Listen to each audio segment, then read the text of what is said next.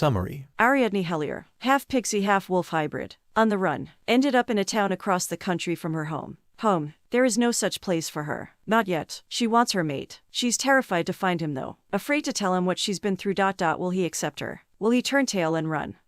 Get it. Turn tail. He's a wolf. Raphael Brennan, alpha of Pinerest pack, has been searching for his mate for 10 years. He turned at the age of 14 and has wanted her since that day. He refuses to accept anything less than the person the moon goddess has chosen for him, and goddess help the fool who tries to change that. Chapter 1, New Town, New Name. Andrea stood at the counter of the little diner she found since moving to Pinerest 2 weeks ago. The lease is finalized on the warehouse, so now she can start getting it equipped for her triconcept idea of opening a gymnastics and self-defense studio. Marcia came in from the back and said, "Oh hey, darlin', I didn't hear the bell." Andrea looked up and said, "Oh, hang on, it's flipped over that bar on top." Marcia asks if she wants her usual and Andrea just nods. She pulls a chair from the front table and puts it in front of the door to reach the bell. She still isn't tall enough, so she grabs tongs from behind the counter. Finally, on her tiptoes, tongs in hand, she reaches the bell. Just as the door rushes open, and this giant of a man knocks her chair over. Luckily, he catches her before she hit the floor, while she squealed the whole way down. He said, "Pardon me, sweetness, but I'm kinda in a hurry," she mumbles. "Are you shitting me right now?" Big fucking walking tree knocks my 5 feet 1.5 inches as off a chair and acts like I'm gonna cause him to be late. Jackass. The man busts out laughing and said, "Did you mean to say that out loud?" She said, "No, but I mumble a lot. It comes from spending too much time alone. I'm Andrea Whiting, by the way," and sticks her hand out. He shakes it, saying, "Jax Monroe, you're 5'1.5 inches tall." He laughs. She grins and says, "That half-inch matters?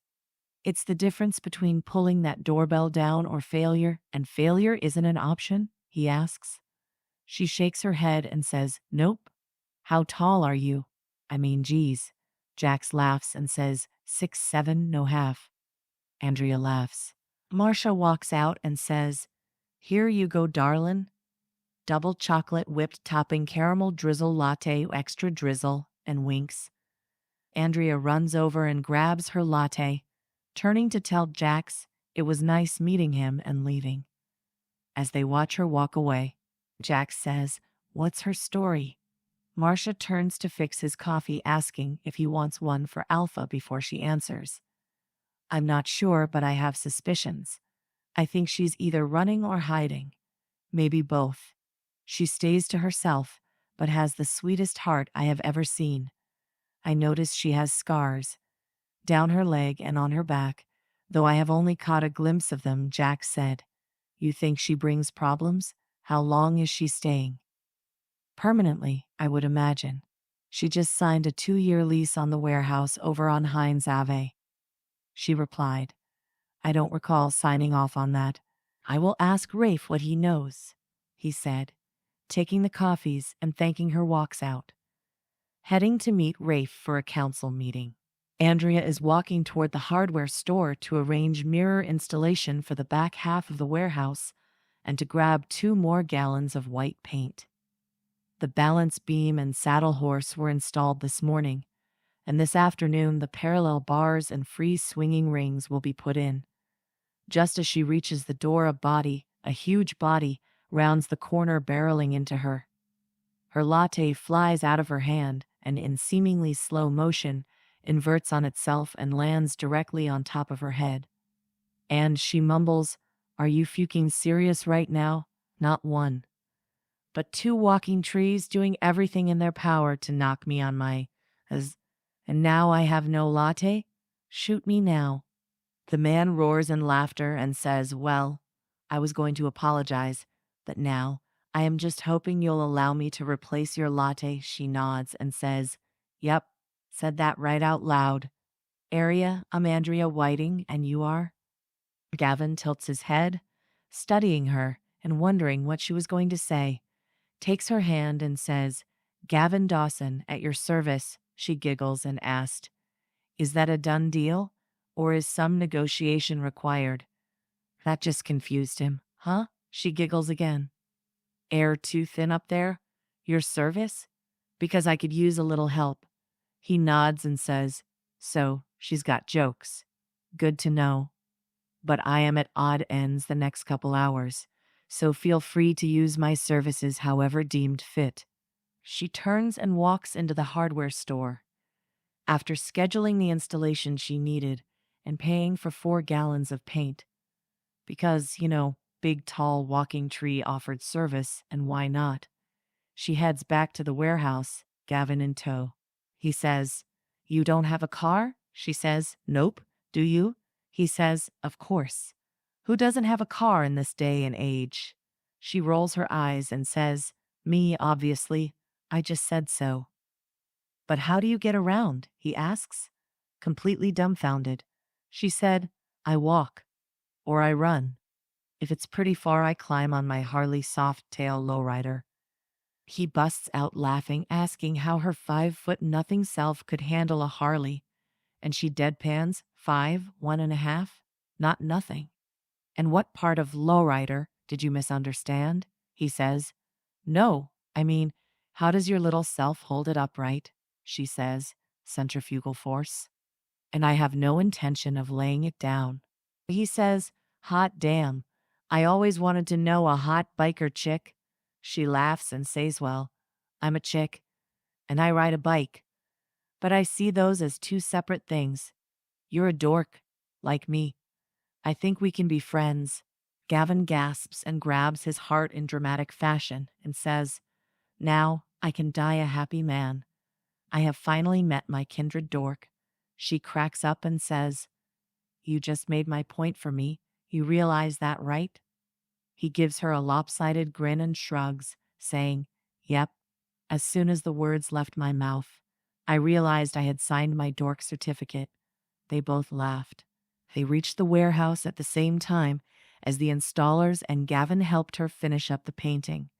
And she told him she appreciated his service, and to thank him properly would he join her for dinner at Marsh's. Gavin readily agreed, and she asked him to give her 10 minutes to shower and change.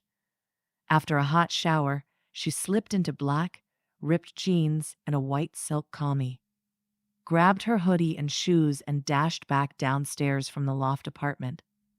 She walked out and yelled, let's go. There's a cheeseburger with my name all over it.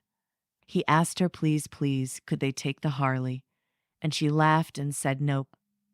After locking up, they headed to the diner. Chapter 2, Council Fiasco. Jax enters the council center just as Rafe bellows, where the fuck is my beta? And Jax rushes over to him, handing him the coffee and saying, here, caffeinate. Now what's got you in such an uproar? Rafe said, if this mating business is brought up one more time, I guarantee I will lose it. I will accept no less than my goddess-granted mate as my Luna. I will replace every fucking member of this council with Goddess as my witness. Jax says, okay, big guy. Let's put the big guns away and try to get through this fiasco. Before we go in, what can you tell me about the girl who leased the warehouse on Hines? Rafe said. What girl? I don't recall approving a lease for anyone in that area. It's not the best defensible part of town, Jax said. Andrea Whiting. I am pulling the lease up on my tablet. Hold on. After a couple minutes, Jax hands Rafe the tablet and shows him the lease. Sure enough, he signed off on it. He looked at the date and realized he had just returned from aiding Blue Moon Pack with a rogue problem and was running on 36 straight hours with no sleep. He said, from now on we go behind each other and check our signatures. Jax agreed. Then he said, I think we should install some security cameras around that warehouse on Hines. Maybe some alarms on the warehouse windows and doors, and make sure the smoke detectors and fire alarms are in working order.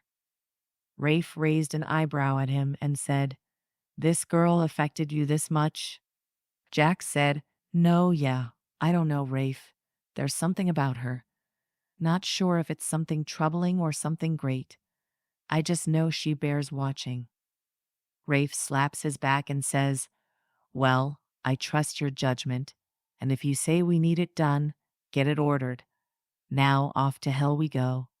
They entered council chambers and Rafe says, good afternoon, gentlemen. Let's get right to it, shall we?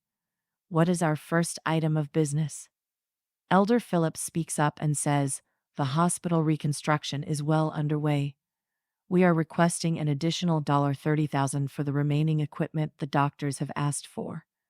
I have the itemized list, as well as 3 separate prices available. Rafe looks at Jax and nods. Jax says a check will be presented to the administrator in the morning.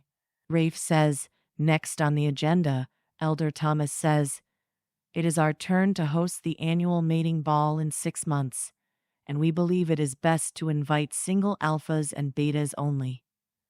Rafe replies, why? Are lesser ranks not entitled to a mate? Thomas backpedals with, no, Alpha. I only meant our community center couldn't possibly house everyone. Rafe said, well, that's bullshit. Find a larger venue. Next item of discussion. This time, Elder Edward speaks, Alpha. We have spoken previously on this, but… And Jax mutters, and here we go. Nuclear, Edward continues. The council have agreed it is time for the pack to have a Luna. And after careful consideration, it was voted that you take Cassandra as your chosen mate. Rafe sits very still, very quietly, never blinking, never removing his eyes from Edward. And Jax knows an eruption, the likes of which would make MT, Vesuvius, weep in shame, is about to occur, and it starts quietly, rising in decibels exponentially by the second. Rafe says, oh, you have agreed. You have voted, have you? Unanimously, I'm assuming. And you have so graciously appointed my chosen mate without any input from me. Alpha, please. Rafe roars silence. In a calmer voice, he says, I refuse to choose anyone who is not my goddess-given mate. I will never accept a chosen mate. Certainly not one voted for me by buffoons. And this will be the last time I say it. Edward has to open his mouth. You are arrogant and selfish. By remaining unmated this long, you weaken us. You have advisors for a reason. We know what this pack needs, and that is a Luna. Rafe is out of his chair, choking Edward blue, and Jax links him. You're going to kill him, and that looks like shit on a resume. Rafe cracks a smile and lets Edward fall to the floor choking. Rafe steps back and says, you are my advisors. You offer me recommendations. You suggest ways to make things better. You do not now, or ever get to decide my life or dictate when I have a mate. If you can't get back in line and do your fucking job correctly, I will replace each and every one of you. Are we clear? No answer. I said, are we clear? And a unanimous voice was heard collectively, yes, Alpha. Rafe takes a moment to look each member in the eye before he says, this meeting is adjourned. He looks over at Jax and says, let's go to Marcia's. I'm in the mood for beer and wings. Want to invite Madeline? Jax says nah. That would mean bringing her sister. And he knows Rafe doesn't want to see Cassandra right now. Rafe shivers and says fuck no. Rafe links Gavin to meet them at Marcia's for beer and wings. Gavin links we are already here. Rafe asks we? And Gavin says, yeah. I met this tiny little pixie of a woman with a sassy mouth, but only when she's talking to herself and she rides a Harley. A real honest-to-goddess biker chick. Rafe starts laughing and says, you should probably lay off sugar for the rest of the day. The guys walk into the diner in time to see a tiny woman flit to the table Gavin was sitting at, with what looked like napkins in her hand. Jax said, hey, that's the girl, and rushes over to her, putting his hand on her shoulder to turn her to face him. And that's how the fight started, the saying goes. Andrea grabbed the hand on her shoulder with both hands. Yanking it up and spinning under it, she bent over and flipped the behemoth to the floor. trapping his neck with her boot. Gavin and Rafe were trying and failing not to laugh. As Andrea realized who she trapped on the floor, she backed up and offered her hand to him, saying, "I'm so sorry, Skippy. I don't like being touched if I'm not looking at you." Gavin couldn't hold it anymore. He was laughing so hard tears were rolling. While Rafe asks Skippy, all the while, Andrea is mumbling, "Say his name? Come on, say his name. I can't keep calling him Skippy all night." And that did Rafe in. He realized she doesn't know she's saying it out loud. She says, "Yeah, I forgot his name, so I just said whatever came up." Rafe started laughing and said, "I didn't think you'd admit it."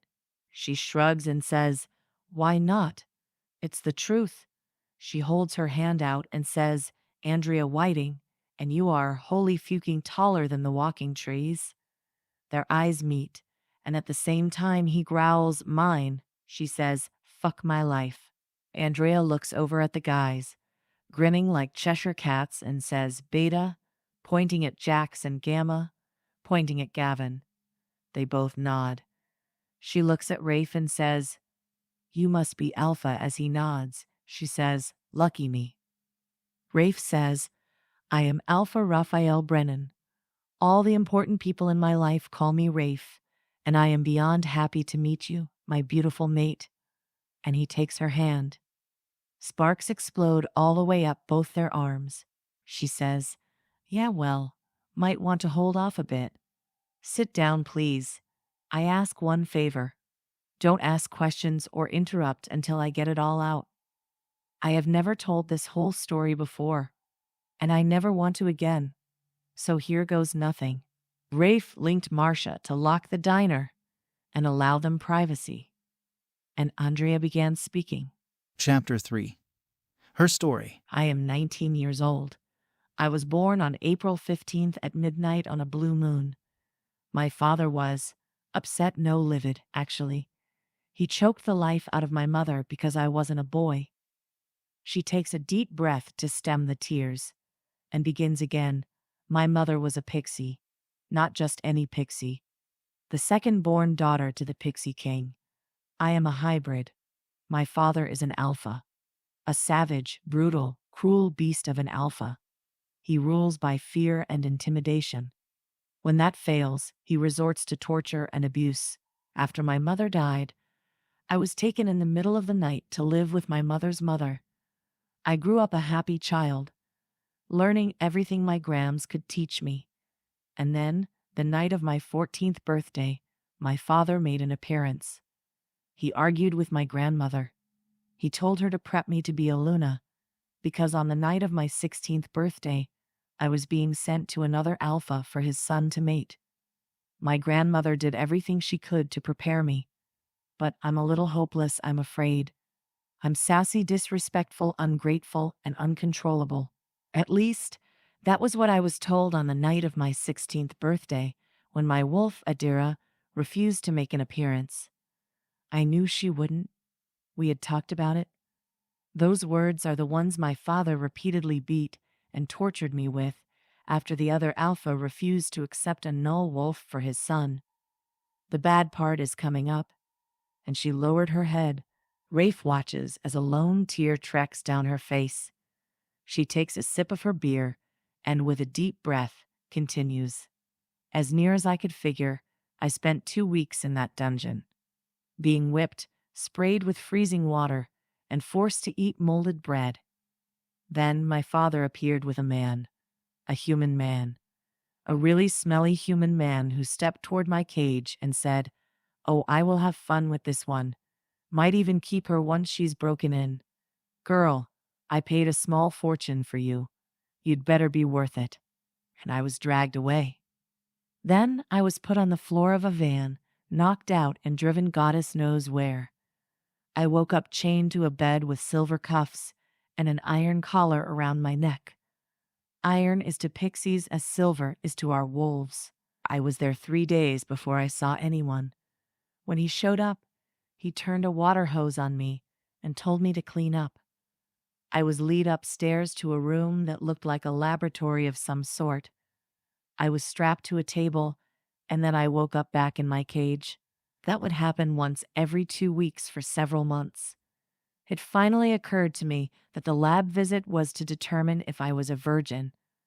The rest of the time, I was being tested for pregnancy. I was being raped when I was unconscious. As heinous as it sounds, I don't remember it. Just being sore afterwards. The last lab visit was my first beating. After that, the men would rape me and beat me, respectively. Those, I do remember. Committing every face to memory. It was all very civilized. The one who would rape me wouldn't beat me and vice versa. Such diplomats. She took another drink from her beer and several deep breaths. Sorry.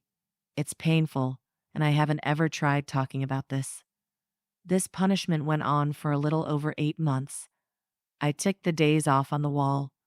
One night, the sirens started, and everyone was running around trying to escape. No one bothered with my little cage in the dark. I watched as that disgusting human snuck behind a hidden panel in that basement, leaving all his men to perish. Sign of true leadership right there. Everything was quiet after about an hour, and I had begun to think I was going to die. But as soon as I thought it, I heard footsteps coming toward me. A man yells, "Alpha, I found someone," and another man steps into my line of sight. And my only thought at that moment was, thank goddess the Alpha is not my father. I would come to rue those words. I was dragged from my cage and hauled upstairs into another van. I asked where we were going, but I was ignored. I asked again probably 20 minutes later and was answered with a backhand. So okay, asking isn't a good idea. We arrived at a pack house, and I was dragged downstairs and shoved to the floor. Someone named Bonnie was told to assign me a bunk and a uniform and, for God's sake, get her cleaned up. And my new life has begun. I was assigned to the kitchen at first, then to cleaning Alpha's office and bed quarters. I was beaten quite often. Apparently, I have a mouth. Who knew? One day, the Alpha's son noticed me. He was nice to me, would sneak me food or sweets. He would give me books to read, and I started to trust him. Until the night of my 17th birthday.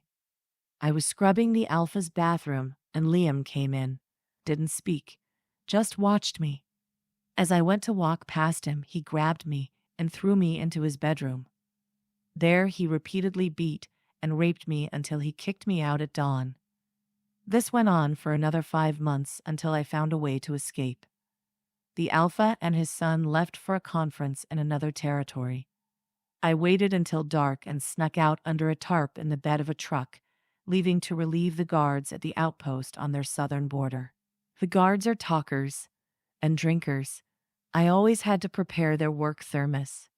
That night I prepared with a little extra oomph. I waited. They fell asleep shortly before midnight, and I took my leave. I hit the ground running. I thought I had run far enough. I was miles south and west of where I started. I was able to get a job and even found a girl to share an apartment with. I was happy. For about 3 months, I was walking home from a late dinner shift and was almost to my front door when I was grabbed from behind. Next thing I knew, I was being stabbed and slashed over and over again. My face was being smashed against the concrete repeatedly. I heard someone screaming. I heard sirens. I woke up in the hospital, and 2 months had passed. I was told by a detective my assailant said his name is Liam, and he is my boyfriend. I vehemently denied that. I was advised to leave the area and change my name. As soon as I was released from the hospital, I made arrangements to receive my inheritance from my mother on my 18th birthday and months of therapy. And well, here I am. Rafe looked at her. He saw her lower lips wobble, watched her eyes fill with tears as she shattered in front of his very eyes, and it crushed him. He grabbed her into his lap and wrapped his arms tightly around her as she broke. All 3 men look at each other. Rafe links Jax, telling him he wants names, and Jax set on it. After several minutes, her sobs stilled, and as she drew in a shaky breath and brokenly said, I understand if you want to reject me. I am mouthy and will do things that piss you off. I get distracted and have been known to be hard-headed. I speak my mind, and I always speak the truth. I also, very obviously, talk to myself. He laughs and says you are mine, my moonbeam, and I am already halfway to loving you completely. You are strong, resourceful, resilient. You are a survivor. A beautiful, funny, witty survivor, and there is no way I would reject you. In fact, he stands up and sets her on her feet, takes her face in both hands and says, I, Raphael Alexander Brennan, accept you. And he raises an eyebrow at her as she whispers, Ariadne Elizabeth Hellier. And he finishes, Ariadne Elizabeth Hellier as my mate. Now and forever. He leans forward and presses a kiss on her lips.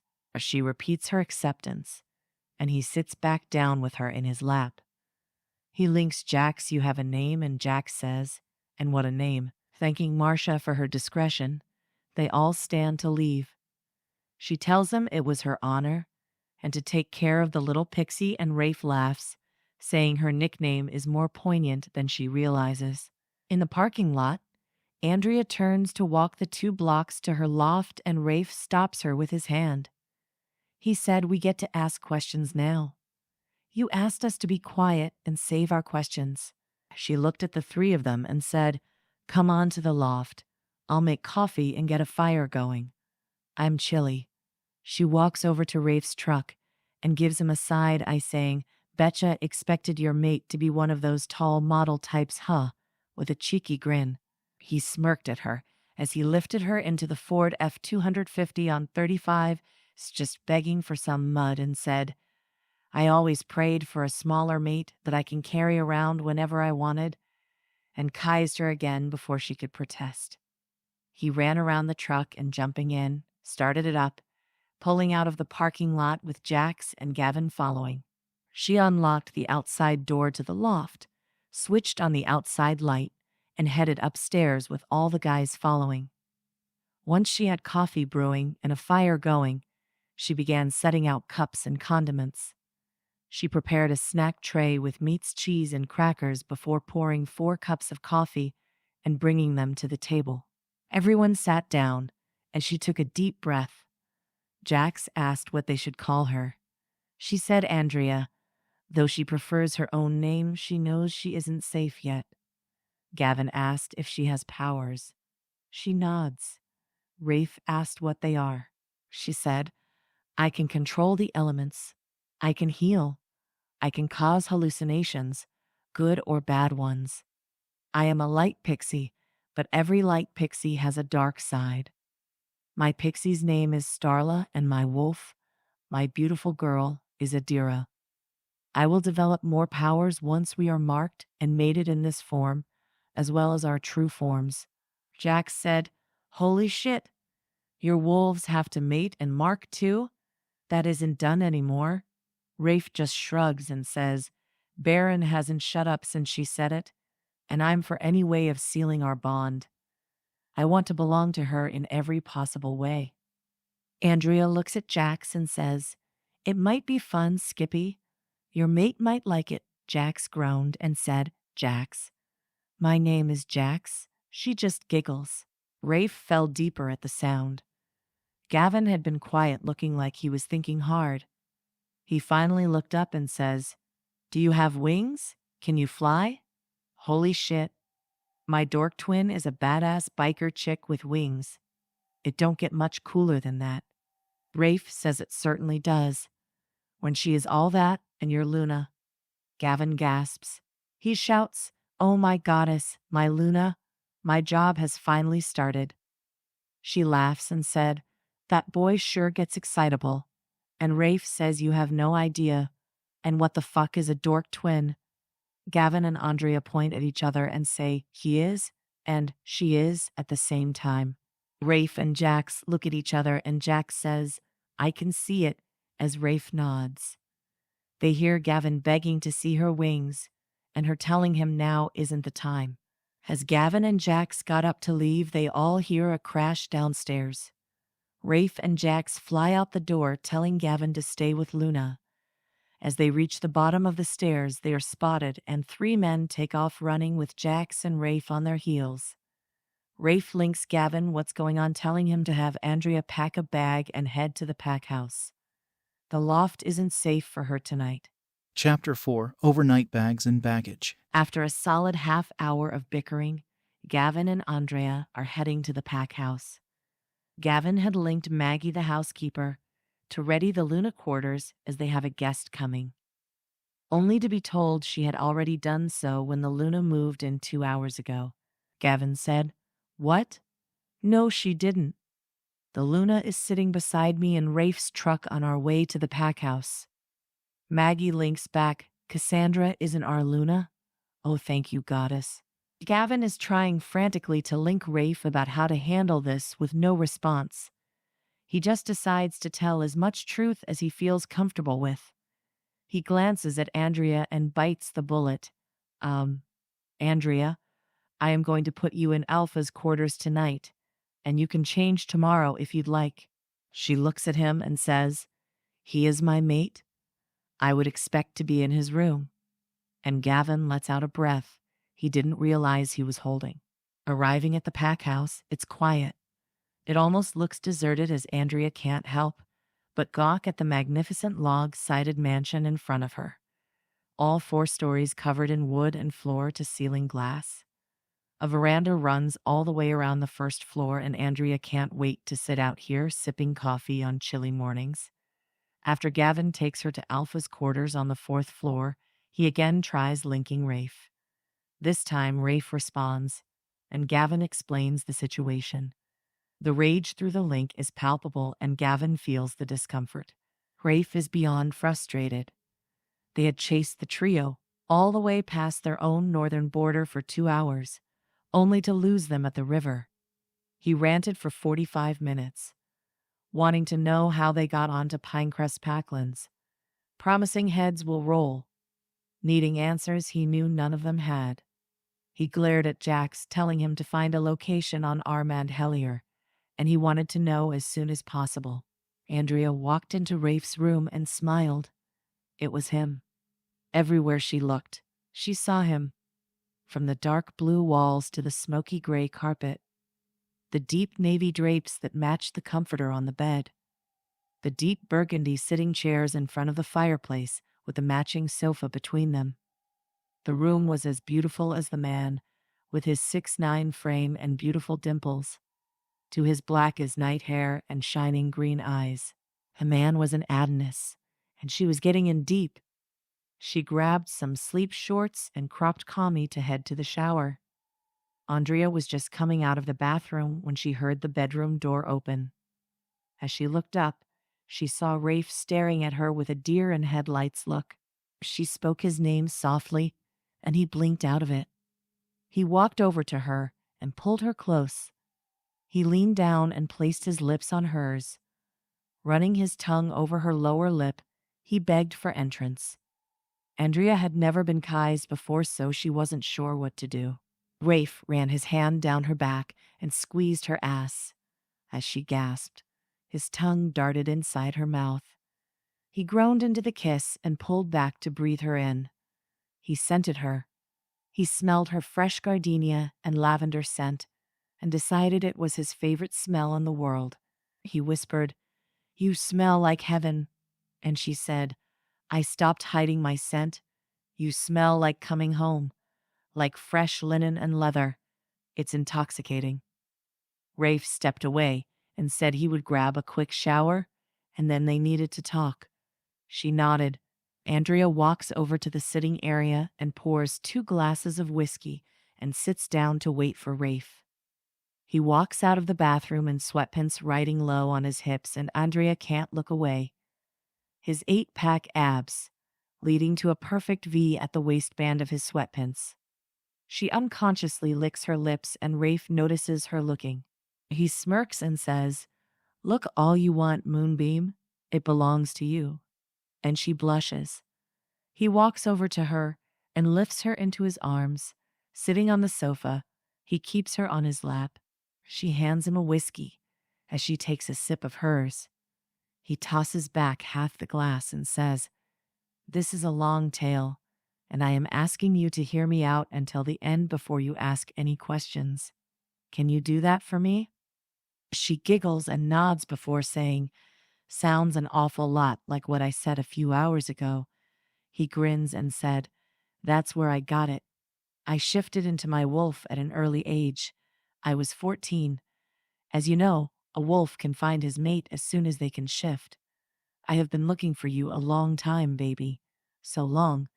My mother was attacked by rogues on her way back from the Blue Moon Pack. She was a midwife who traveled to nearby packs to help deliver babies when she was needed. That night, a group of rogues chased her car off the road and attacked her. She linked my dad that she was in trouble and her general direction. We all headed to where we thought she was. My dad was ahead of me by a good half-mile. I felt the bond snap when she died. But my dad had just reached the clearing and saw them kill her. She was tough, like you. She fought hard. She killed 3 of them before my dad reached her. He went crazy and killed the remaining 5 before I even got there. My dad was broken. He held on for 2 more years until I took over as alpha. He passed away less than 48 hours after my ascension. Now, I told you that. To tell you this, I have a council of 7 elders. They are my advisors, to counsel me in all things pack-related. I determine how much of their advice to follow and how much to ignore. A little over a year ago, they started pushing me towards choosing a mate, a chosen Luna, because they felt it would make the pack stronger. Today, the elders decided to push it even further. Elder Edward decided that the council should vote on a Luna for me. They thought to force me into a choice mating, and I refused. I would always refuse. I was waiting for my true Luna, my gift from the goddess, my moonbeam. I was waiting for you. And now you are here. I will never let you go. But I digress. Edward's daughter is the choice mate that the council voted on. And while I was in that meeting, Cassandra moved into the Luna quarters, informing my staff she is the new Luna. I will set everything to rights tomorrow. I just wanted you to be aware. I make this promise to you. I will never lie to you, and I will never hide anything from you. Andrea turned to face him, straddling his hips, and leaned in to taste him. She moaned into the kiss, tangling her fingers in his shoulder-length hair. He deepened the kiss and pulled her down against his cock, riding rigid in his sweats. He whispered, This is what you do to me."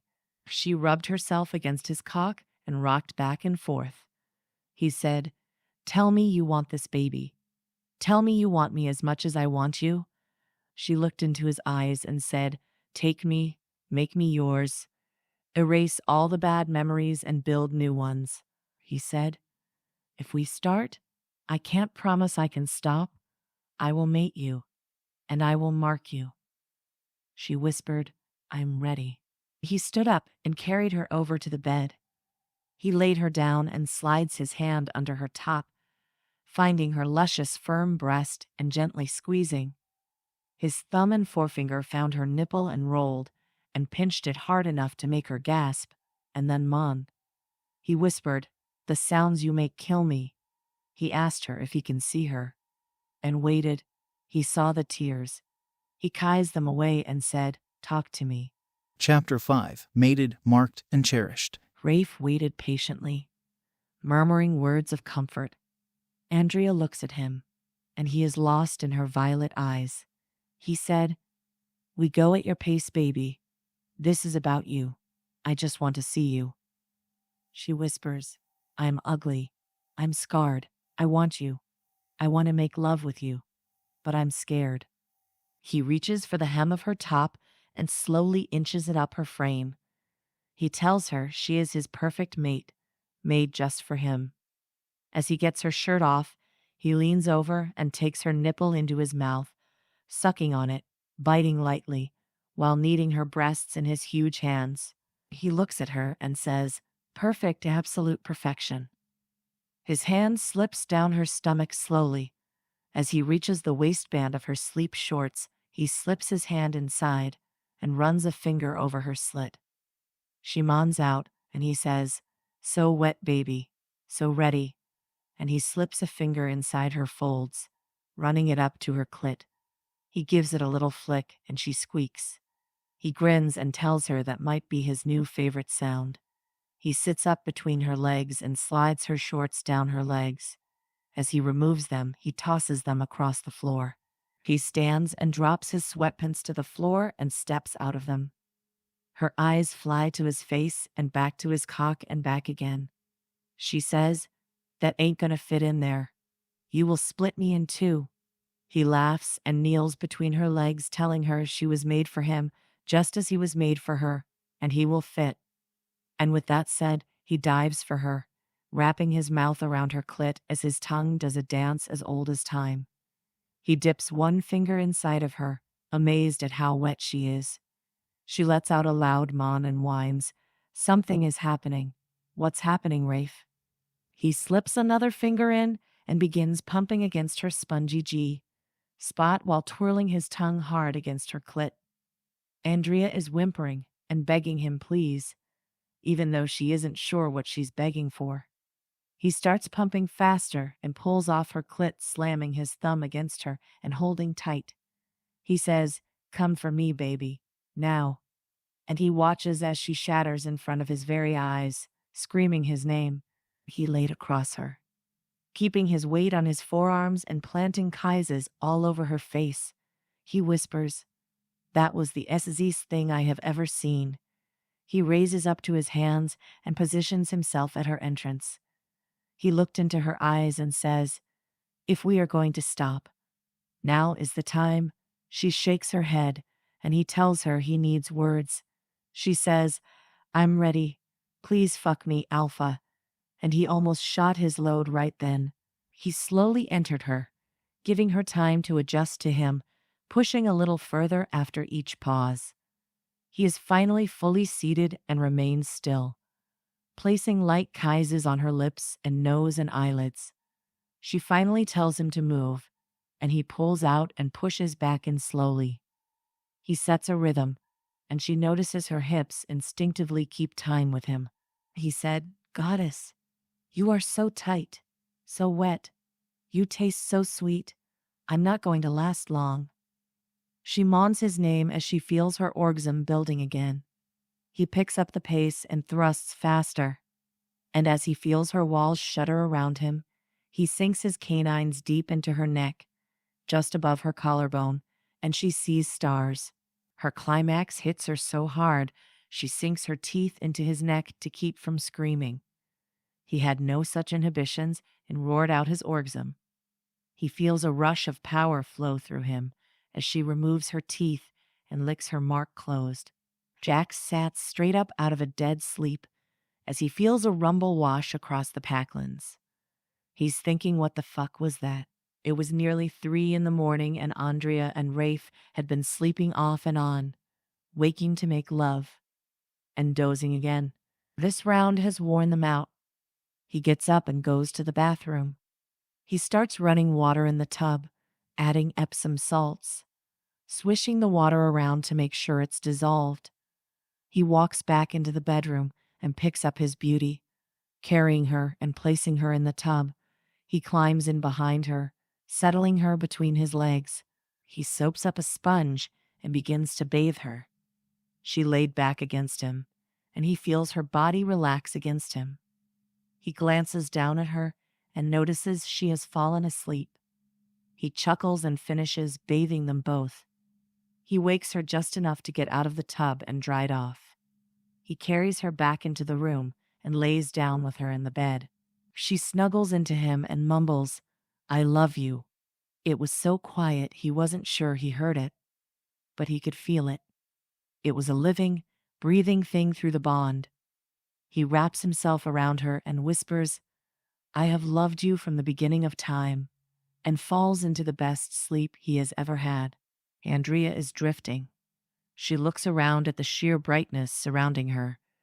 She hears a melodious voice saying her name. As she watches, a beautiful silver-haired woman materializes in front of her. She asks, "Who are you?" The woman says, "Ariadne. You don't recognize your own mother?" She gasps and asks if she's dreaming, and her mother said, "Yes, well, no. I pulled you here from the dream realm. I just needed to see you. Moon goddess wouldn't allow it until you were marked. And now you are." She wrapped her daughter in her arms, kissing her head. She told her the happiest day of her life was the day she realized she was pregnant. She could feel how strong Ariadne was, already building powers in the womb. She apologized for everything Ariadne had been through, but told her it was necessary for the fight to come. She couldn't say anything about what was coming, because fate and destiny could not be messed with. Then she kissed her forehead, saying it was time to wake up. Her mate was calling. Chapter 6, Meeting the Pack. Rafe opened his eyes to sparks and tingles across his chest and abdomen, only to find Andrea spread on top of him. He kissed the top of her head, whispering, "We have to wake up, Moonbeam. Have to get this day started." She whined, "Don't wanna," but did it anyway. He laughed and said, "Not a morning person, I take it." She was walking into the shower and said, "No, I am. I'm just not a 1 o'clock, 2 o'clock, 3 o'clock person," giving him a cheeky grin, and he swooped into the shower, lifting her, so she was wrapped around his waist, and he whispered, "Let's make it a 7 o'clock person too," she giggled. 2 hours later, they entered the dining hall, hand in hand. They walked to the head of the table and took a seat. He introduced her to his inner circle. He said, "You already know Jax," and sat beside him is his mate Madeline. Beside Madeline is sitting her sister Cassandra, though I'm not sure why. And to my left, beside you, is Gavin, and then my Delta Damon. Damon is the best tracker in this, or any pack. Damon was shoving a sausage patty in his mouth and said, "Hey Luna, great to meet you." Only it sounded like, "Hey Unigate will eat you," and it struck Andrea funny. Her tinkling laughter rolled around the table, and soon everyone was chatting and laughing. Rafe smiled, knowing his pack was happy. He stood up and walked to the sideboard, fixing a plate of food and grabbing coffees. As he sat, he picked her up, placing her in his lap, and began feeding her. He had already told her there are things his wolf will do that will seem possessive, but in reality, it is his protective instinct. She didn't care. She was hungry. Damon looked up at her, grinning. Rafe shook his head, knowing his youngest brother was going to be his usual goofy self. Andrea looked up at Damon, narrowed her eyes, and said, "What?" He grinned even wider and said, "How short are you? You're like a little pocket rocket." She smiled a little sarcastically and said, "I am 5'1.5" tall. Tall, not short. No one ever asks how short you are." Damon laughs and says, "I could hide you in my pocket." And she said, "And I could break your arm. But I'm sure Rafe would allow neither. So here we sit, Sparky." He choked and said, "Sparky." Jack said, "Yeah, she's bad with names." And Gavin cracked up and high fives Andrea. Rafe says to not encourage her. Jax asked if anyone felt the intense surge of energy that rolled over Packlands around 3 this morning. Everyone was nodding. He noticed Cassandra and Edward looking at each other in confusion. Rafe looked down at Andrea's beautiful face and kissed her nose, saying, "I have some work I need to do this morning. You are welcome to sit with me, but you can also explore if you'd prefer." She asked if she was needed in the office for anything, and he said he would be arranging her Luna ceremony for the full moon on Saturday and would only need her colors and flower preferences. She nodded and said she only wanted pack colors and royal purple, as that is the primary royal pixie color and orchids are her favorite flowers. He nodded and stood from the table, He walked with her to his office and said, "This is where I will be. If you need me, just link, and if you get bored, come find me," wiggling his eyebrows at her, and she giggled. He sat down and she left, skipping down the hall. As she rounded a corner, she ran her nose smack dab into a wall. She glanced up and realized the wall was Damon as she mumbled, "Whole fucking pack full of gorgeous damn walking tress, and asking me how short I am. Maybe should worry how tall they are. Always running over me, and Damon lost it." Gavin says, "Yeah, she talks to herself a lot." "It's hard to ignore," Damon apologized and said he would be careful next time, and she smiled so sweetly he forgot to breathe. They headed to Rafe's office while she set off to uncharted territory. Walking into the office, Jax is already there and Rafe was all seriousness. He looked at Jax and said, "What did you find out?"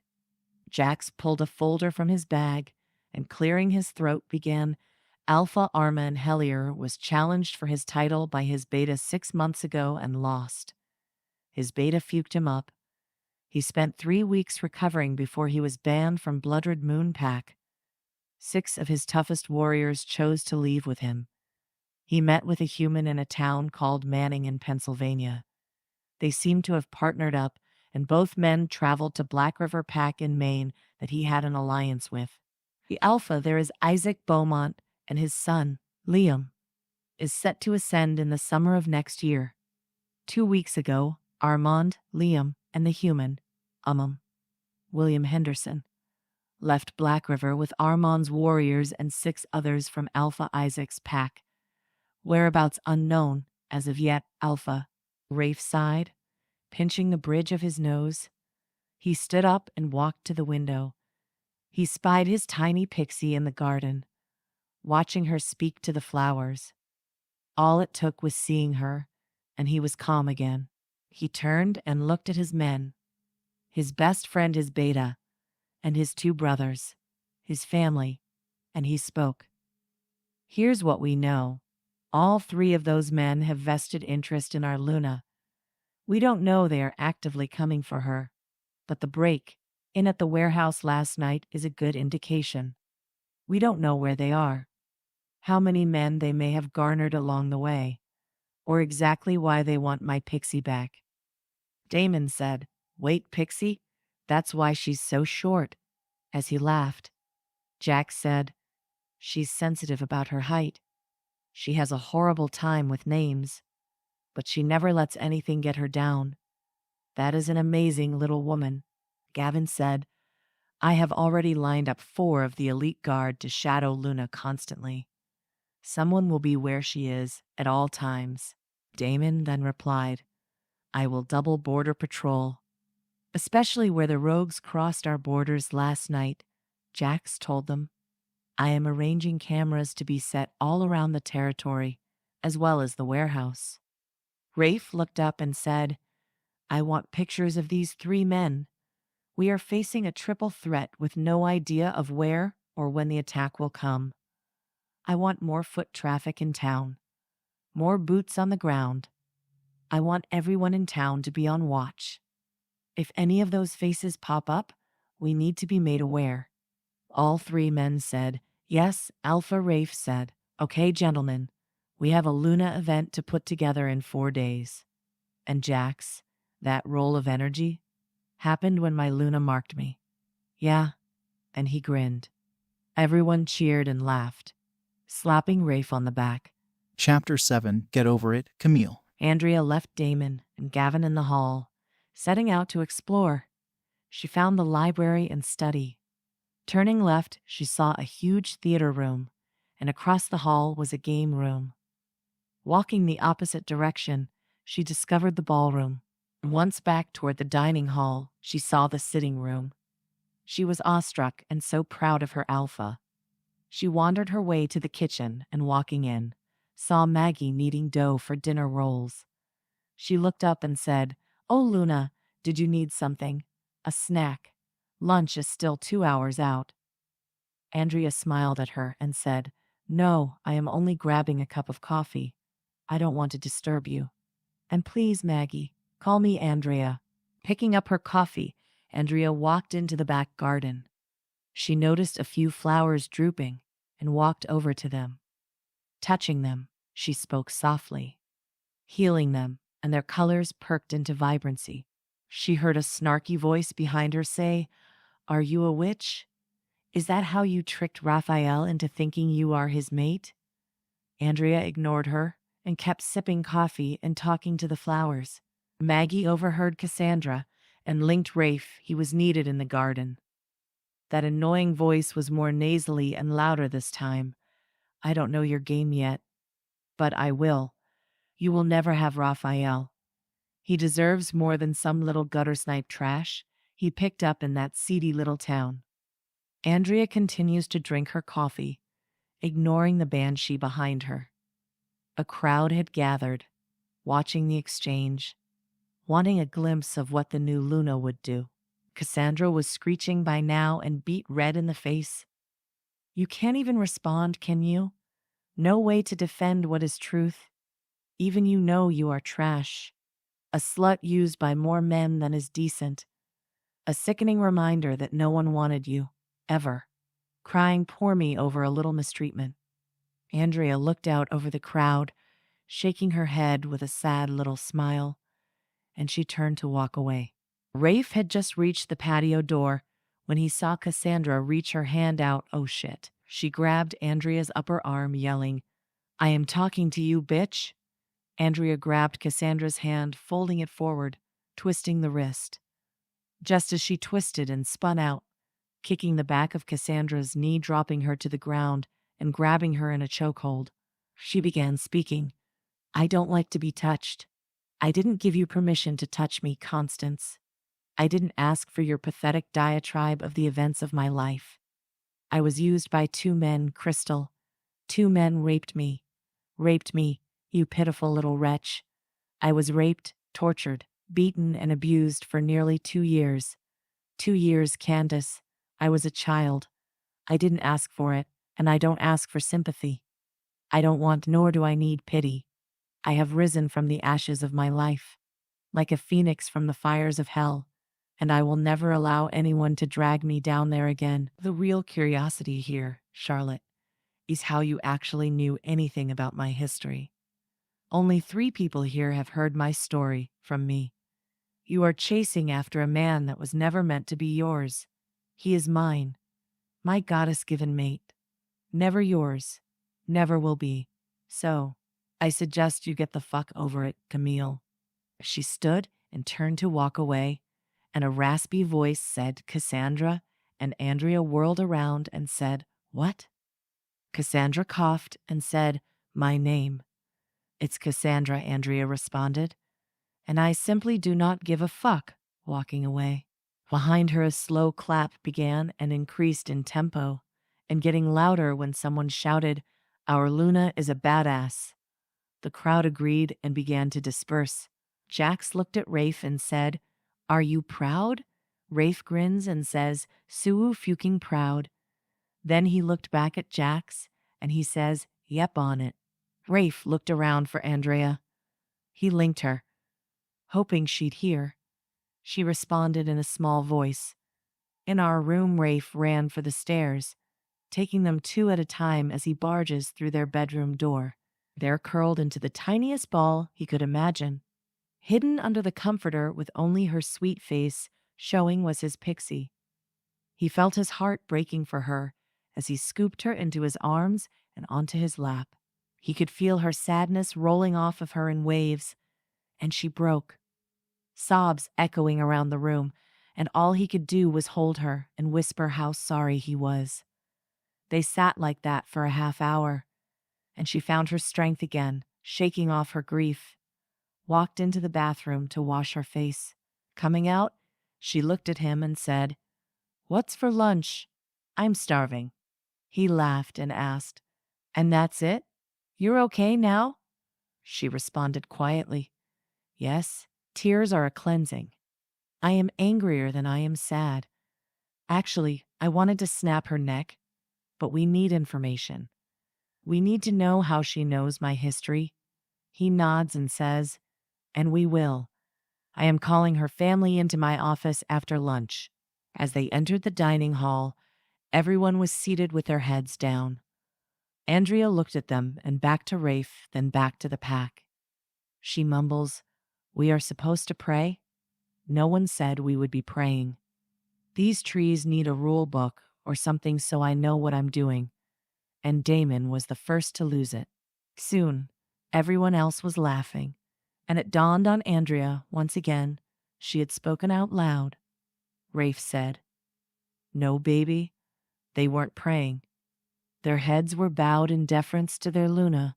She said, Oh no, don't do that. I'm the same as you, and I will treat all of you with respect. Please meet my eyes."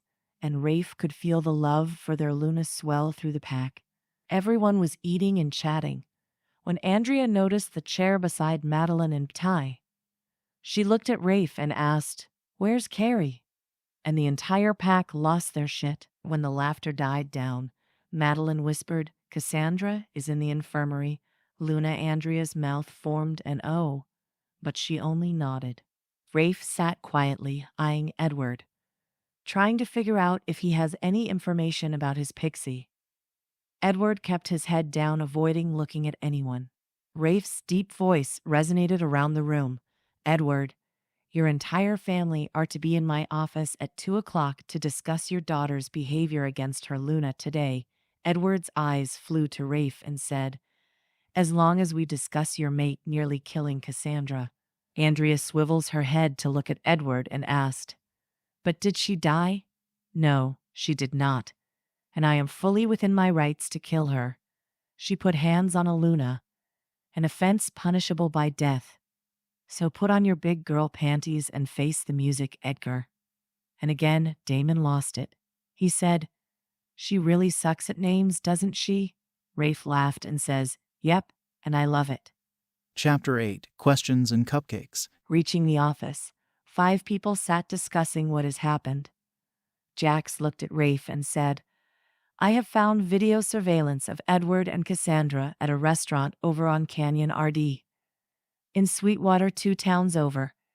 They met with 2 men.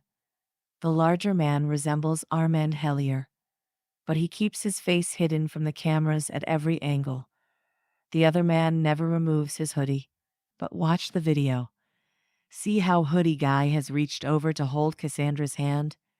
There, he did it again, and she pulls back every time." Rafe remarks, "Strange. Do we have audio?" Jax just shakes his head. Andrea is sitting on Rafe's lap, watching the video again and again. Rafe says, "What are you doing, Moonbeam?"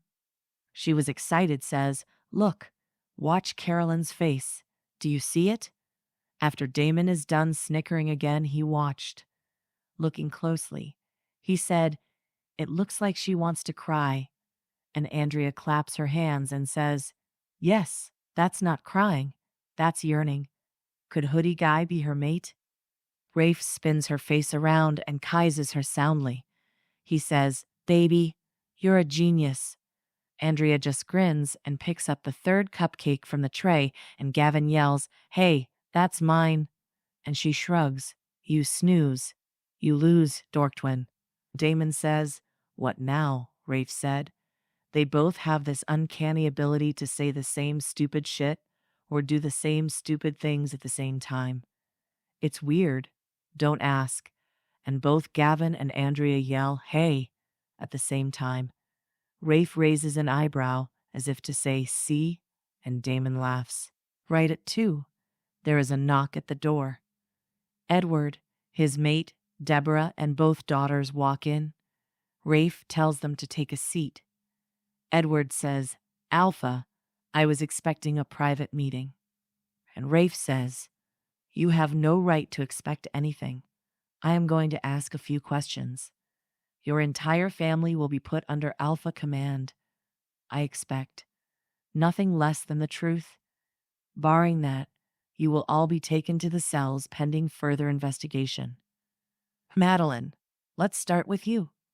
What can you tell me about your sister's comings and goings the last 2 weeks? Madeline responds, Not a lot, actually. You know, she and I have never been close, and I have never had a relationship with my father to speak of. I do know my father came to me about 10 days ago telling me I had to bring pressure to bear on my mate about you taking Cassandra as Luna, but other than that, we seldom speak or are even cordial to each other. I was forbidden to see or speak to my mother unless I agreed. Jax hugs her close and asked why she didn't tell him. She starts to cry and said she can't come between him and Rafe, and she wouldn't ever jeopardize her relationship with her mate. Andrea walks over and takes Madeline's hand and leads her over to the sofa, hands her a bottle of water, walks over to the snack tray and picks up 2 cupcakes, walking back to the sofa and holds her hand out saying, "Cupcake, they're so good." And Gavin chuckles while Rafe just smiles in pride. Rafe then turns to Deborah, raising his eyebrows, asks, "What can you tell us about your mate or your oldest daughter?" Deborah lowers her head and begins to speak. "I don't know what he is doing. I know he pushed for Cassandra to be Luna. I have overheard phone conversations between him and other council members where he has yelled and threatened them to push a vote through to force you to take a mate. I also overheard a conversation 2 nights ago discussing a warehouse on Hines and something about a fire. He doesn't talk to me anymore. He doesn't sleep with me or even try any form of intimacy. If I speak up or argue, he slaps me or threatens much worse. Alpha, I am tired, so very tired. Cassandra has taken to pulling my hair and slapping me if I am doing something she dislikes. I can't keep going like this." Just then, they heard and gasp, and in a flash, Cassandra's face spins to the side as a loud thwack sounded in the room. Everyone was stunned. Andrea moved so fast she was nothing but a blur, and she slapped her. A full-blown arm drawn back its entire length slap, and Andrea said, in a voice Rafe hadn't heard before, "That is your mama. You never put hands on your mama. What kind of inhuman piece of shit are you? Have you always been this hateful, or is it a new look?" Andrea turns around and storms over to Rafe's lap and wraps around him. No one spoke for a minute, too stunned. Andrea looks up at everyone and says, "Sorry. That was Starla. She has always wanted to be with our mom, and since we were robbed of that, she gets highly emotional." Deborah stood up and walked towards Andrea. She smiled gently at her and said, "Thank you. It's been a long time since I felt worth much." Andrea stood up and hugged her, telling her she is worthy, if for no other reason than putting up with Edmund all this time, and Rafe tried not to laugh. He said, "Baby, we really need to work on names with you." Rafe looks over at Madeline and spoke, "Madeline, arrange quarters for your mother in the pack house for a few days until we determine where we go from here." Madeline stands and nods, taking her mother's hand and walking out. Andrea grabs another cupcake and heads back to Rafe's lap. Rafe just looks at Edward and Cassandra for several long moments and waits. The room is silent. Everyone can feel the tension. Everyone except Andrea. She just happily munches on her cupcake. Rafe clears his throat and says, "And then there were 2. Chapter 9, Traitors and Sugar Rush. Rafe looks at Edward. Then, in turn, at Cassandra. He asks her, "What do you have to say for yourself?" She says, "Raphael, I don't know why you are acting this way. We have been in a relationship for 2 years. I deserve better than this." He roared, "We have never been in a relationship. You sucked my cock one time, once, 2 years ago, and it was so bad I had to finish myself off. You weren't even good enough to do that." And Andrea laughed so hard she fell off his lap. He picked her up and sat her back down, shaking his head. Cassandra sneered, "You think it's funny I got to have your mate before you? You really are pathetic." And Andrea said, "Oh, Christy." I laughed because obviously you suck at blowjobs, and not in a good way, apparently. As far as having my mate, well, we both know you never did. but I have. I spent last night fuking my mate 7 ways from Sunday and was privileged enough to have him again this morning. Haven't tried a BLW job yet, though. Baby, can we work on that later? And Rafe choked on his own spit. The guys couldn't hold it in anymore, and Jax sputtered out, "We have a classy Luna." Rafe leaned over and whispered in her ear, "Yes, we can, my love." Out loud, he smiled and said, "Suo fucking proud." Rafe looks at Edward and says, "Who were you talking to about my warehouse?" Edward answers with nonsense about an insurance agent and looking into getting all the buildings on that side of town covered. Jack said, "I call bullshit. That isn't even close to your job description." Edward then speaks. "I don't know his name. He called and asked for information on the new tenant. I only told him what I was aware of." "I swear," Alpha Rafe asked, "and you didn't see fit to inform me."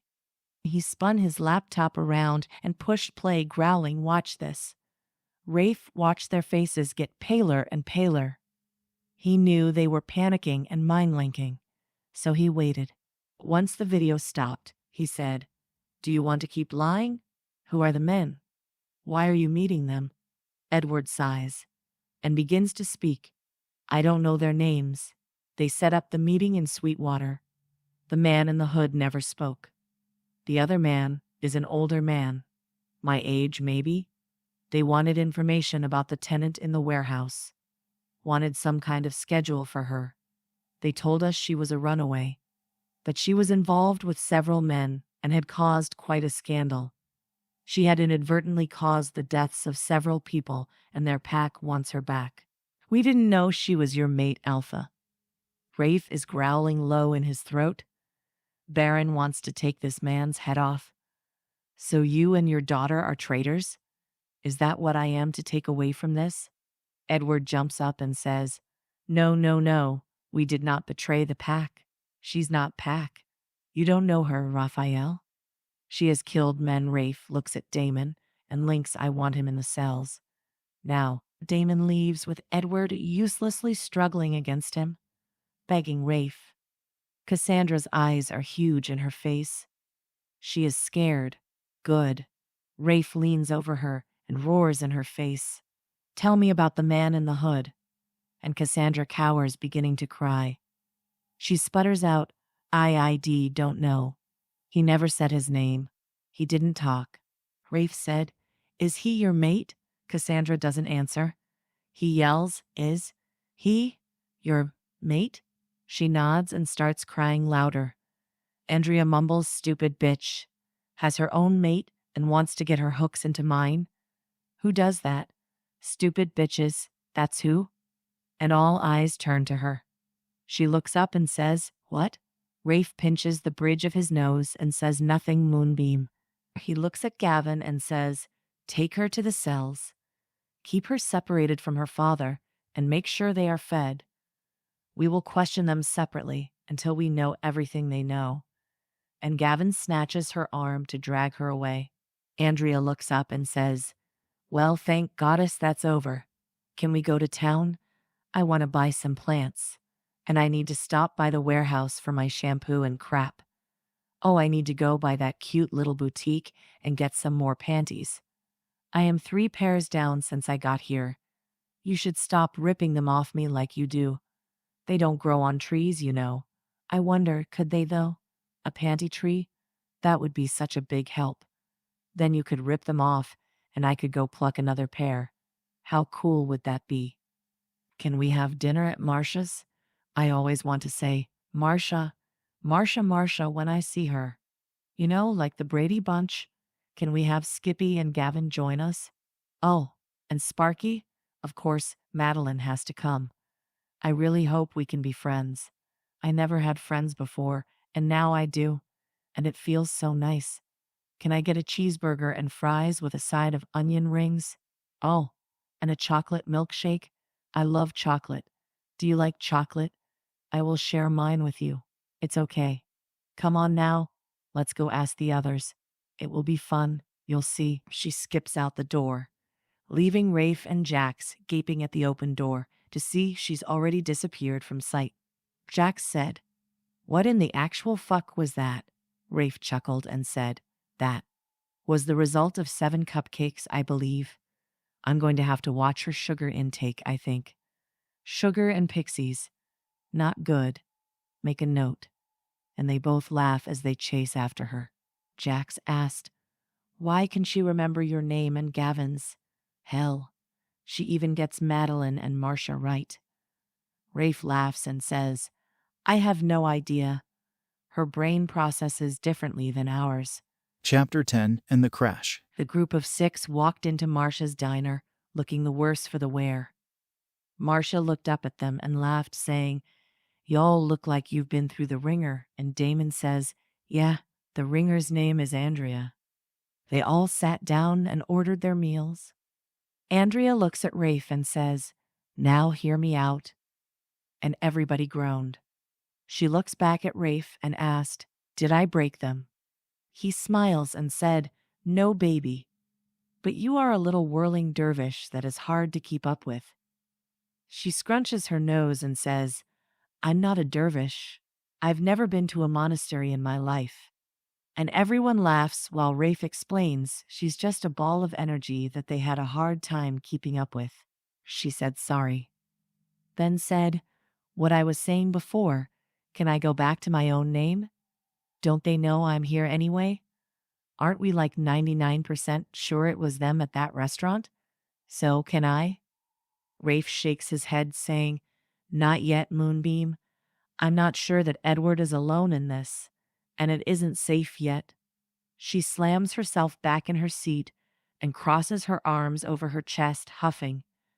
Damon laughs and says, "And that's what a pouting pixie looks like." Rafe smiled down at her and whispers, "I'm sorry, baby. It's only a little while longer."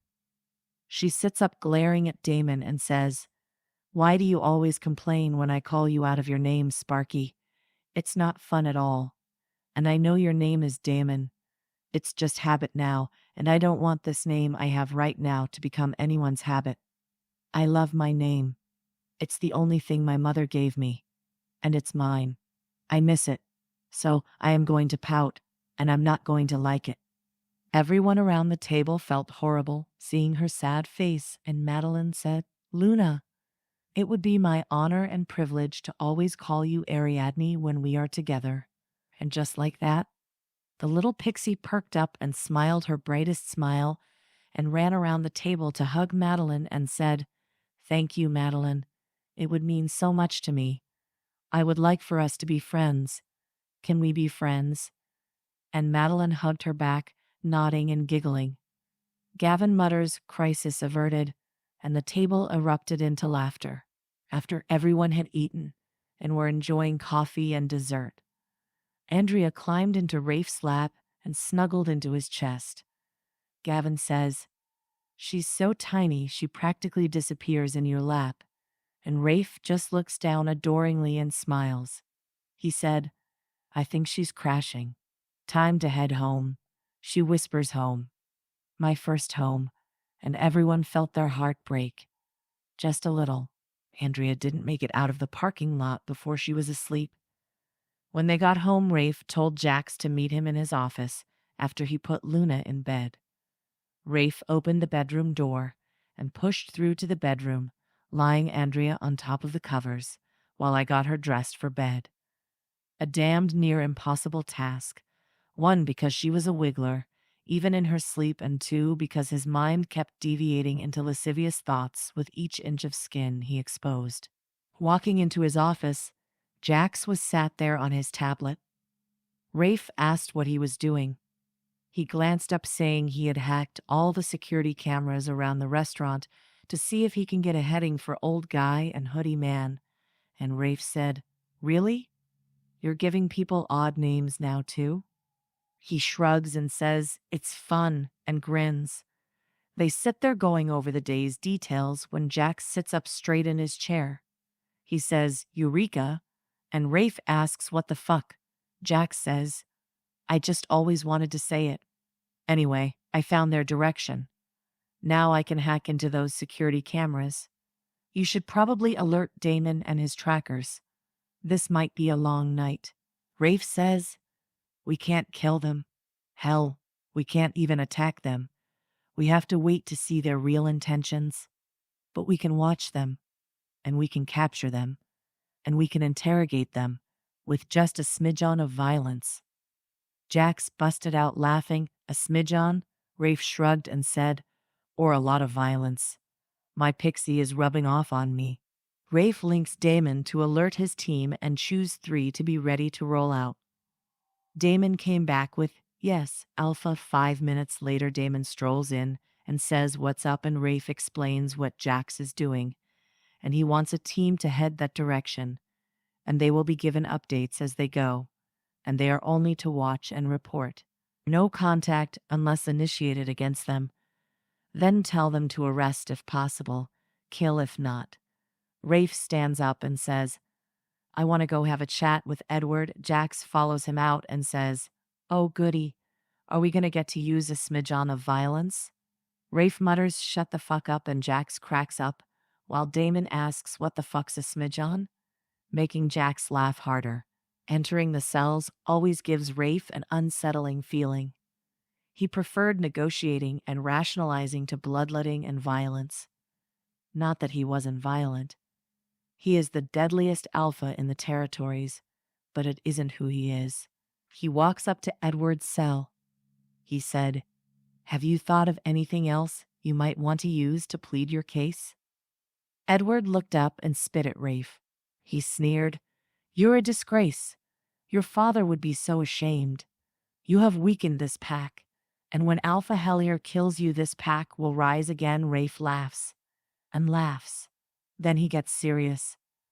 You will tell me everything, starting with why you betrayed this pack. My father? My father would be ashamed of me? You got it twisted, you old fuck. He would be ashamed of you. The man he knew he loved from the boy he grew up with. His best friend, his damned brother.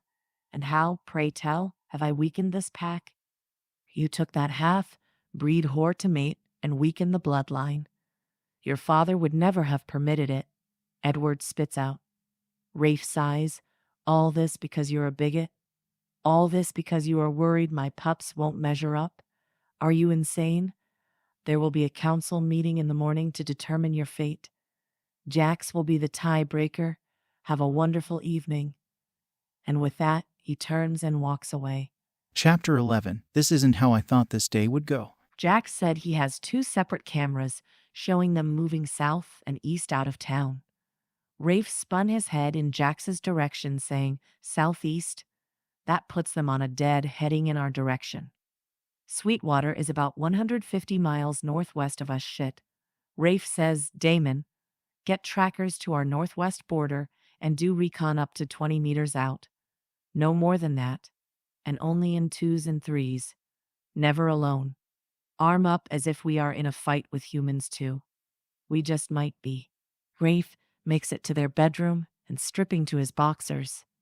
He slides under the covers, just getting stretched out, and bam, sparks all over his chest and abdomen as he has his very own little Pixie blanket. He just chuckles and tugs the sheet and comforter over them and wraps her in his arms. Almost immediately, his eyes are closing. Several hours later, Rafe's eyes fly open when a booming voice comes through the link, Alpha. He immediately springs into action. He runs out the back door and shifts as he jumps to land on all 4s. He said, Alpha inbound. Location. And a voice comes back, northwest border. He says, details. The same voice says, we lost a young patrol, damn it. 2 minutes out. Rafe arrived on scene, immediately feeling the tear in his heart from losing pack. He looks at the wolf and asks if that is Nathan, and the other man nods. Just then, Damon runs up. Rafe yells, where were you? Damon tells him the team were out running perimeter checks 20 meters out. Rafe apologizes, then turns to the sergeant on duty and tells him he wants a full report now. The sergeant says, we split patrol, as per your earlier order, and by the time we got to Nathan after his distress call, it was too late. We didn't see anyone. We didn't even hear anyone. I don't know what happened, Alpha. I just don't know." And he broke down in tears. Rafe hugged the man to him and said, "Don't worry. They will figure it out." He looked at Tom and asked, "Who told you my orders had changed?" Tom replied, "Head warrior Duncan." Sir Rafe linked Gavin. "Gavin, grab 4 elites and arrest head warrior Duncan. Time to start cleaning house." Just as Rafe made it back to the pack house, Gavin links him with the news Duncan is missing. At the same time, the guard going down to the cells for shift change linked Rafe. The guard says, "The guard on duty is unconscious, Alpha, and the prisoners are missing." Rafe let out a roar that shook the windows and yelled through the link, "Gavin, Luna, now." And he took off for the jail, calling Jax on the way. They meet up at the cell doors and descend downstairs. Rafe checks the guard and alert the doctor he is needed. They look around and try to find any scents that don't belong. Jax is accessing security footage, but it's been wiped. Whoever it was covered their tracks. It wasn't going to be easy. Everyone is back in the office brainstorming. Just as Rafe is about to speak, the door opens with Andrea stumbling over, dragging the throw off the foot of their bed, and climbs into his lap, snuggling under the throw, and mumbles, "You left me," and falls asleep. They all had an awe moment, and Rafe said, "Here's what we know. Hellier wants our pack. They want to kill me and take Andrea. Edward and his daughter are traitors. My money's on good old Duncan as well. Damn it. We have too many players. I say as soon as our trackers get back to us with information, we start taking them out, one way or another. Pack meeting in the morning right after breakfast. Let's get some sleep with what's left of the night." When Rafe and Andrea rolled out of bed, he told her everything that has happened since last night. She wants to go see Nathan's family now, before breakfast, and his heart swelled with pride. She is the perfect Luna. They spent an hour with Nathan's family, and his Luna promised to teach Nathan's to dance. She knew just how to soothe their hearts and didn't hesitate. He looked at her and stopped their walk. He pulled her to him and planted his lips on hers. She pulled back, grinning, and said, "I love you." And he smiled so big his eyes lit up. He grabbed her and swung her around, saying, "I love you. Thank you. Thank you. I love you so much. I love your eyes. I love your smile and the way your nose crinkles when you laugh. I love your little mons and how you squeak when I pinch your ass. And oh goddess, I love your mons. I love you." She giggles and says, "You said mons twice." He smirks and says it's worth a second mention. They walked into the dining hall hand in hand, still smiling like fools. Andrea sees Madison and asks if she wants to go with her to the warehouse because mirrors are being installed. Rafe looks up sharply and says no. Andrea asks what he means. He says it's a simple word, really. 2 letters. It means no. As in, no way. Not happening. You aren't leaving this house. And that's how the fight started. Rafe races after Andrea out into the hallway, and he's struggling to keep up. Thinking, damn, she's fast. And he catches her right at the door to their room. She tries to slam it in his face, but he's faster. And thankfully stronger. She starts throwing things at him. At first it was a shoe. She winced when it hit the wall. She wanted to hit him, not hurt him. So she picked up a throw pillow and whizzed it at his face. He caught it. Of course he did. He looks at her and said, "Really? Baby, listen. It's too dangerous for you out there. If anything happened to you, I would lose my mind. I would burn this world to the ground.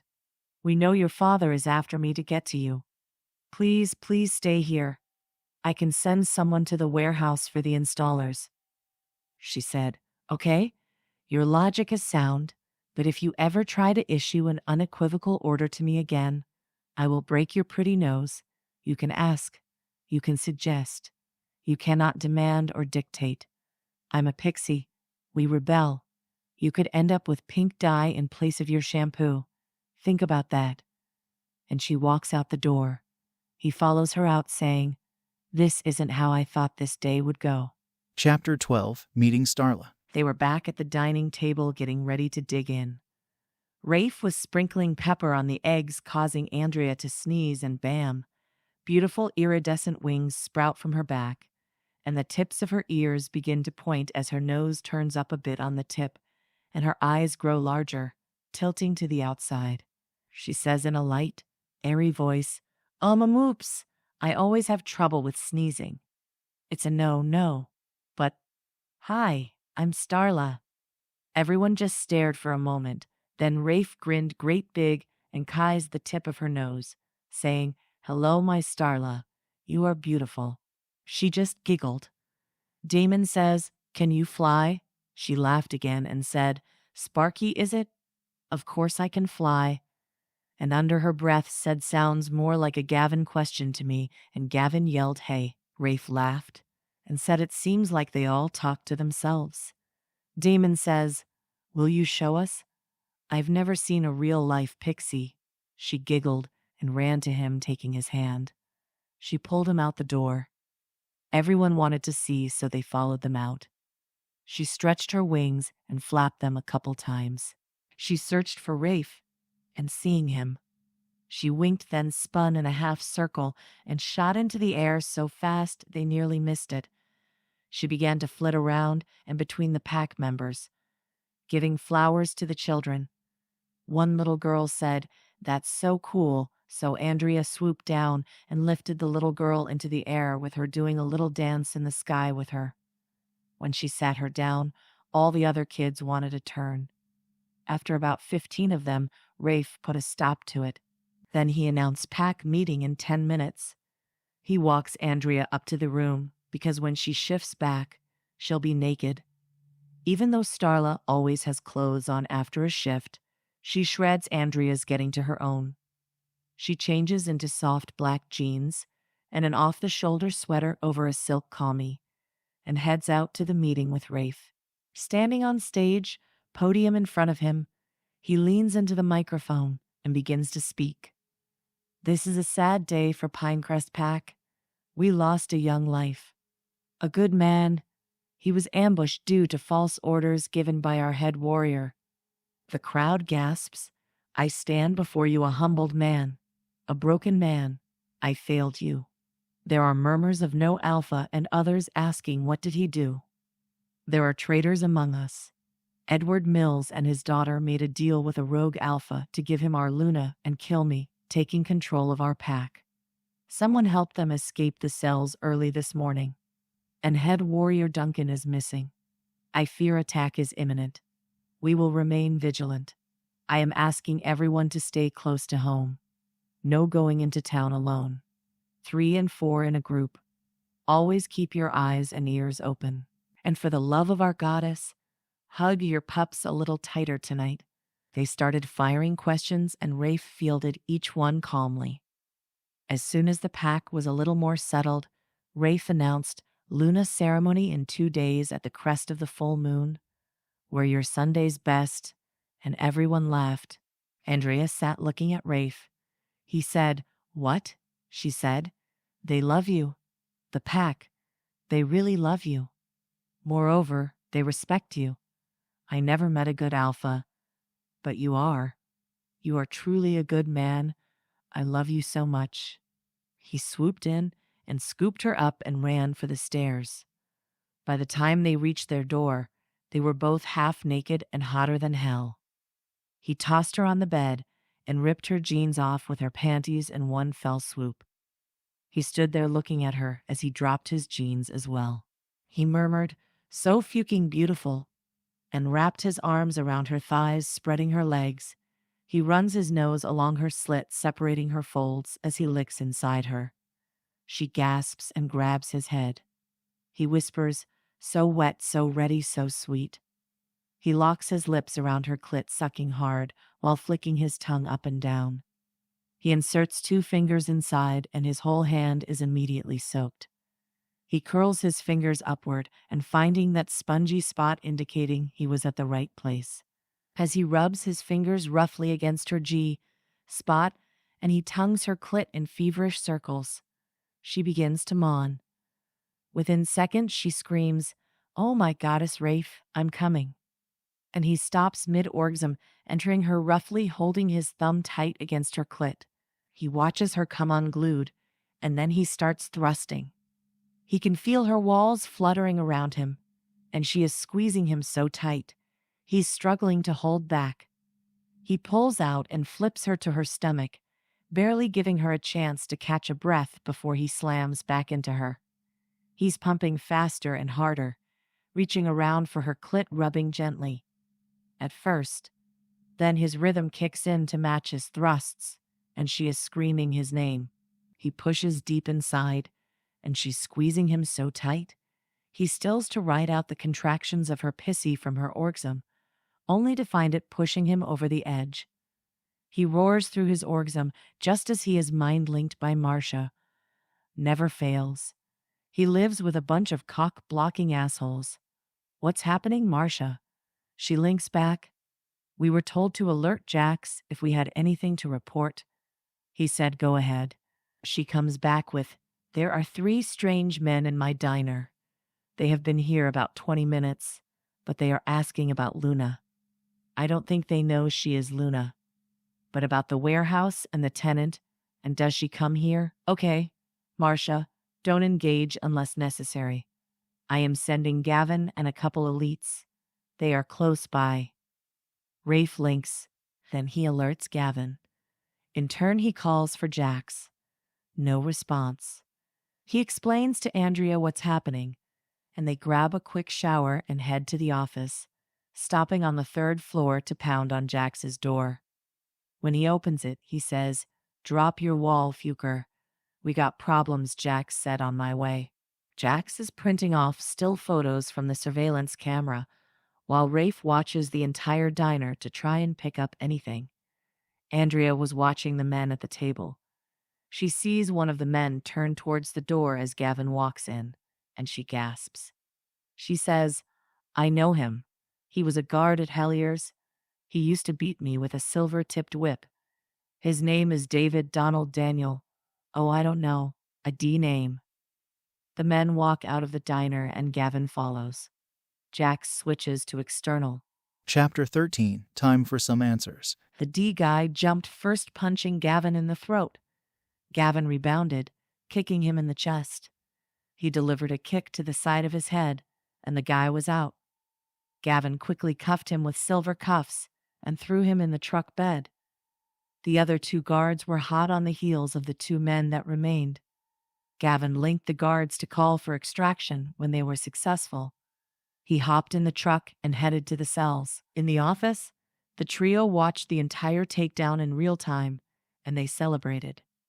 Jax yelled, "Boom, that's the way it's done." Then he starts singing, "This is how we do it," and Andrea offered to pay him to stop. Rafe wanted to be in the cells, but he didn't want Andrea alone. She saw the look on his face and said, Nope, I'm going to be there. I want to hear what my father thinks he's doing. I will not be sidelined." He sighed and said, "Well, let's go then," and grabbed her hand. They all arrived at the cells as Gavin pulls up. He jumps out and says to Jax, "Help a brother out. This Fuker's heavy." And together they maneuvered him into a cell and got his handcuffs secured to the ceiling. Jax walked over to the slop sink, grabbing a mop bucket. After filling it about halfway, he walks over and tosses the water all over D guy's head, saying, "Wakey, wakey, twat waffle." The man roared, "Let me go. You will regret this."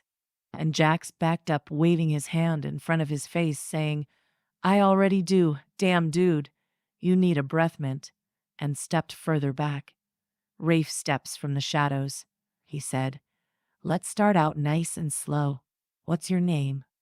The prisoner spat. "Fuck you," Rafe comes back with, "Nah, man.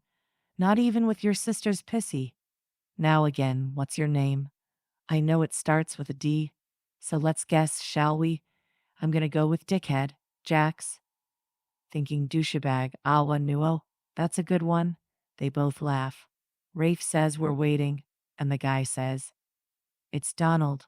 Not that it makes a difference. You're all dead men. Rafe nods and says, said every wannabe thug ever. Now, why are you in our territory? And what does Hellier want here 3,000 miles from his home? Donald said he knows no one named Hellier, and Rafe punches him square in the face, breaking his nose. Jax leans over to Andrea and says, "Here comes the smidgen." She says, "What?" He says, "Never mind." Rafe gives him a few minutes to bleed before he speaks again. "We know you are with Hellier. We know you beat and tortured a 16-year-old child. For what? Shits and giggles? What? What kind of man beats a defenseless child? Was she chained up? Was she sick? Starved? I'm sure she hadn't reached her full height of 5'1½". Did it make you feel powerful? Did you feel more like a man? Did you jack off at night remembering her whimpers, her screams, her sobs? Did it turn you on, you sick fuck? Andrea stretches up and whispers, "He sure has a way with words." Jax chuckles and says, "Yeah, he's the best of us at psychological warfare." Donald screams, "He made me. I couldn't go against Alpha's command." Rafe yells, "You could have walked away. Moved to a different pack. He ordered you to beat and torture his own daughter, and you enjoyed it." Donald gasps and goes white as a sheet. He mutters, "No. His daughter died at birth. She was stillborn, and her mother died of complications. She was a witch, that girl, a no-good double-crossing witch. His daughter is dead." Rafe said, "Come here, baby," and she stepped into the light. She stepped to the front of the cell, and Donald started twisting his chains to get to her. Rafe punched him again, saying, "Settle down. Have a seat, Moonbeam." She sat in a chair outside the cell. "We are going to have a little tutoring session. I ask a question, and you answer. Okay?" She says, "Okay." He asks, "Do you know this man?" She says, "Yes." Then she mumbles, "But I don't remember his name being Donald. I called him Dogdick. But that's just me." Rafe says, "Baby, please, just answer. Now, how do you know him?" "He used to come to my cage every other night for 2 weeks. He would drag me out and over to a wooden slab-like table thing and tie me down. Then he would dip a 3-tailed whip in silver and beat me. Sometimes he made me count each lash, and sometimes he would use his fists with brass knuckles and beat me all over. Those times he hung me from the ceiling. That's how I know him." Rafe swooped in and dragged her into his arms, burying his face in her neck for several minutes, just breathing her in. Jax looked at Donald and said, "Lucky she's his mate, my man, or he'd be letting you bleed all over him about now. But see, we have a problem.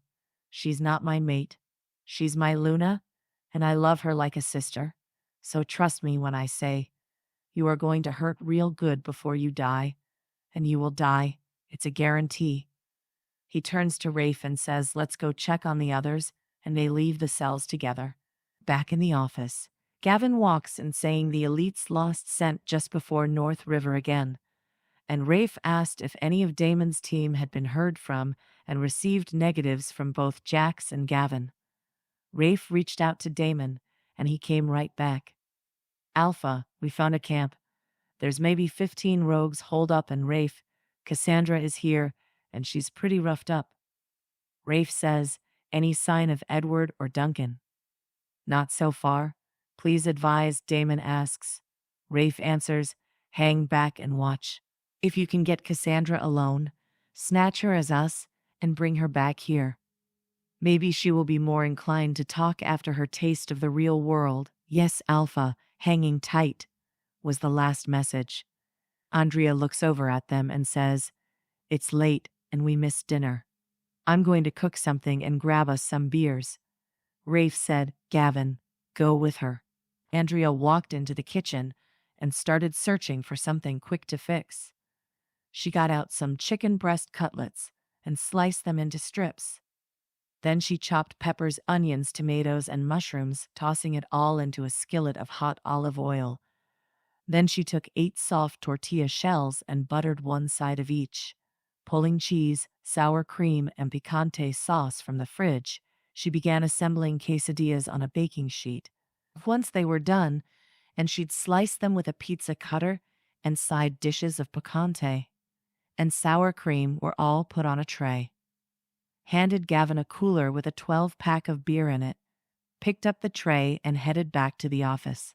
Chapter 14, With Friends Like That. Jax looked at Rafe and said, I know you want to go in all guns blazing and pulling some John Wayne shit out of your as and all, but we have to, at least, appear to be trying a diplomatic approach. Rafe snaps, fuck diplomacy. They want her back to do all that again? Or to sell her? I'm trying to wrap my head around it, but it's a struggle. Yes, I do want to run up on them with guns blazing. Jax smiled and slapped his shoulder. He says, You got a good one, man. I'm hoping a little of her rubs off on Madeline. Not her foul mouth, or the way she mumbles such disrespectful shit. But her confidence, maybe? Her sass? I don't know. I just know she makes every day brighter, and she's always so upbeat and, well, just happy. I guess Rafe grins and says, It's not boring anymore, that's for sure. Just as they sit back down, Andrea and Gavin walk back in, and everyone digs in. Rafe thanks her and tells her it's delicious. Gavin wants her to cook for him from now on. Rafe says no. Gavin begs just until he gets a mate, and Rafe still refuses. Gavin links him she didn't speak at all while they were out. Rafe says she's processing. She'll be back soon. Once everyone had eaten and Gavin was back from taking the dishes downstairs to the kitchen, they all decided to try and sleep a while. Andrea and Rafe head to their room. She grabs some clothes and saunters toward the bathroom and says, Care to save water, Alpha?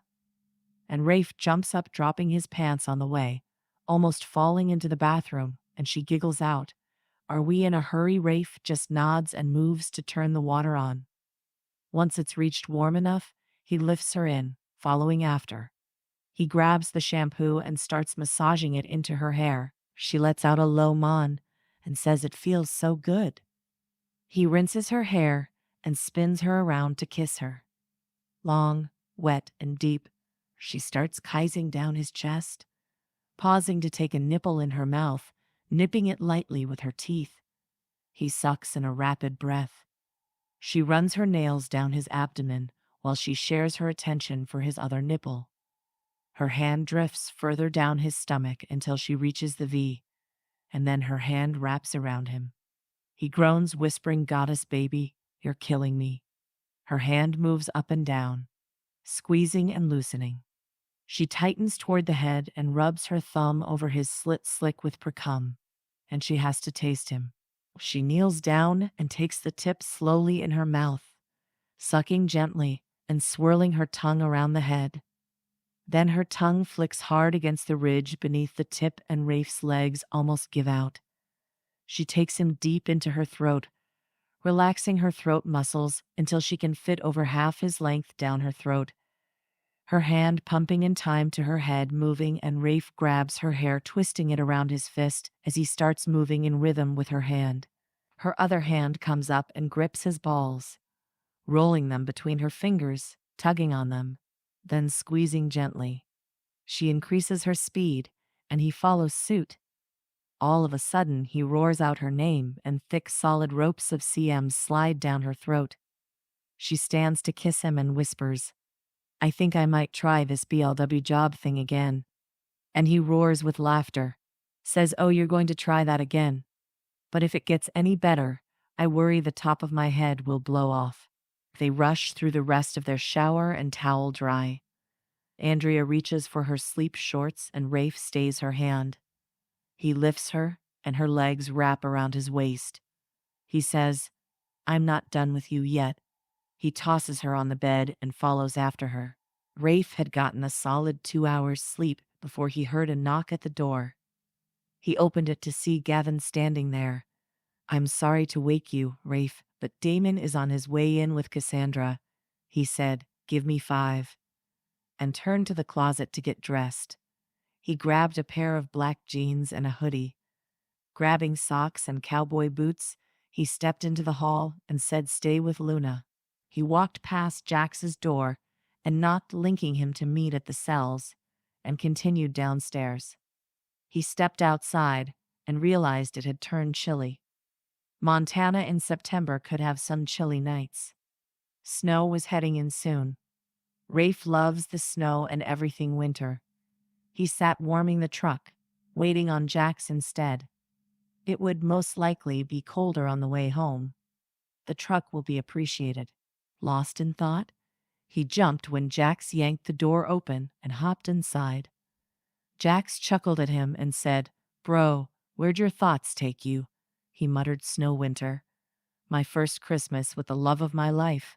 Jax said, "Ah, young love, goddess help us all," and laughed. Rafe punched him. They reached the cells and hopped out, meeting Damon and two of his team. They carried Cassandra down the stair and laid her on a cot in a cell and chained her wrists to the wall. Rafe turned to Damon and told him to turn in. Then he walked over to the guard's station to get a cup of coffee. He leaned back in his chair, wondering what Jax was doing when he heard, "Oh dude, gross as fuck, did you piss your pants?" And Rafe couldn't stop the laugh. Jax storms towards the guard's station and grabs a solo cup, filling it with ice water from the cooler. He says, "Fuck this, I'm tired, hungry, and cranky. I'm sick of these people and their twisted games. Time for answers." He looks at Rafe and says, "You coming?" Rafe gets up and stretches out his back, saying, "Lead the way, brother." And they walked back to Cassandra's cell. Jax walks in and throws the cold water in her face, saying, "Wake up, bitch. You got a job to do." She gasps awake and says, "How did I get back here?" Jax said, "Oh, we're sorry. We thought we were rescuing you from the bad guys. Quite frankly, you don't look as well put together as you usually are. Have you done something new with your hair?" She looked at him blankly. "What?" Rafe steps in and says, "He said you look like shit, you moron." And Jax fell off the chair laughing. Cassandra broke down in tears.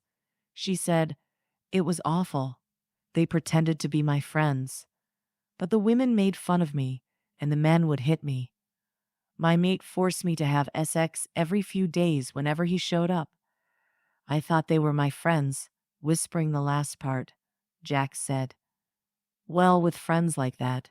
Chapter 15, Luna's Gown. Rafe steps inside the cell. Cassandra says, "Raphael, please. You know I love you.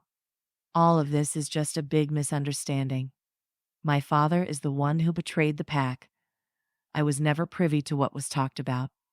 I wouldn't do that to you." To our pack, Rafe looked over his shoulder at Jax and asked, "You believing this shit?" Jax shook his head, grinning.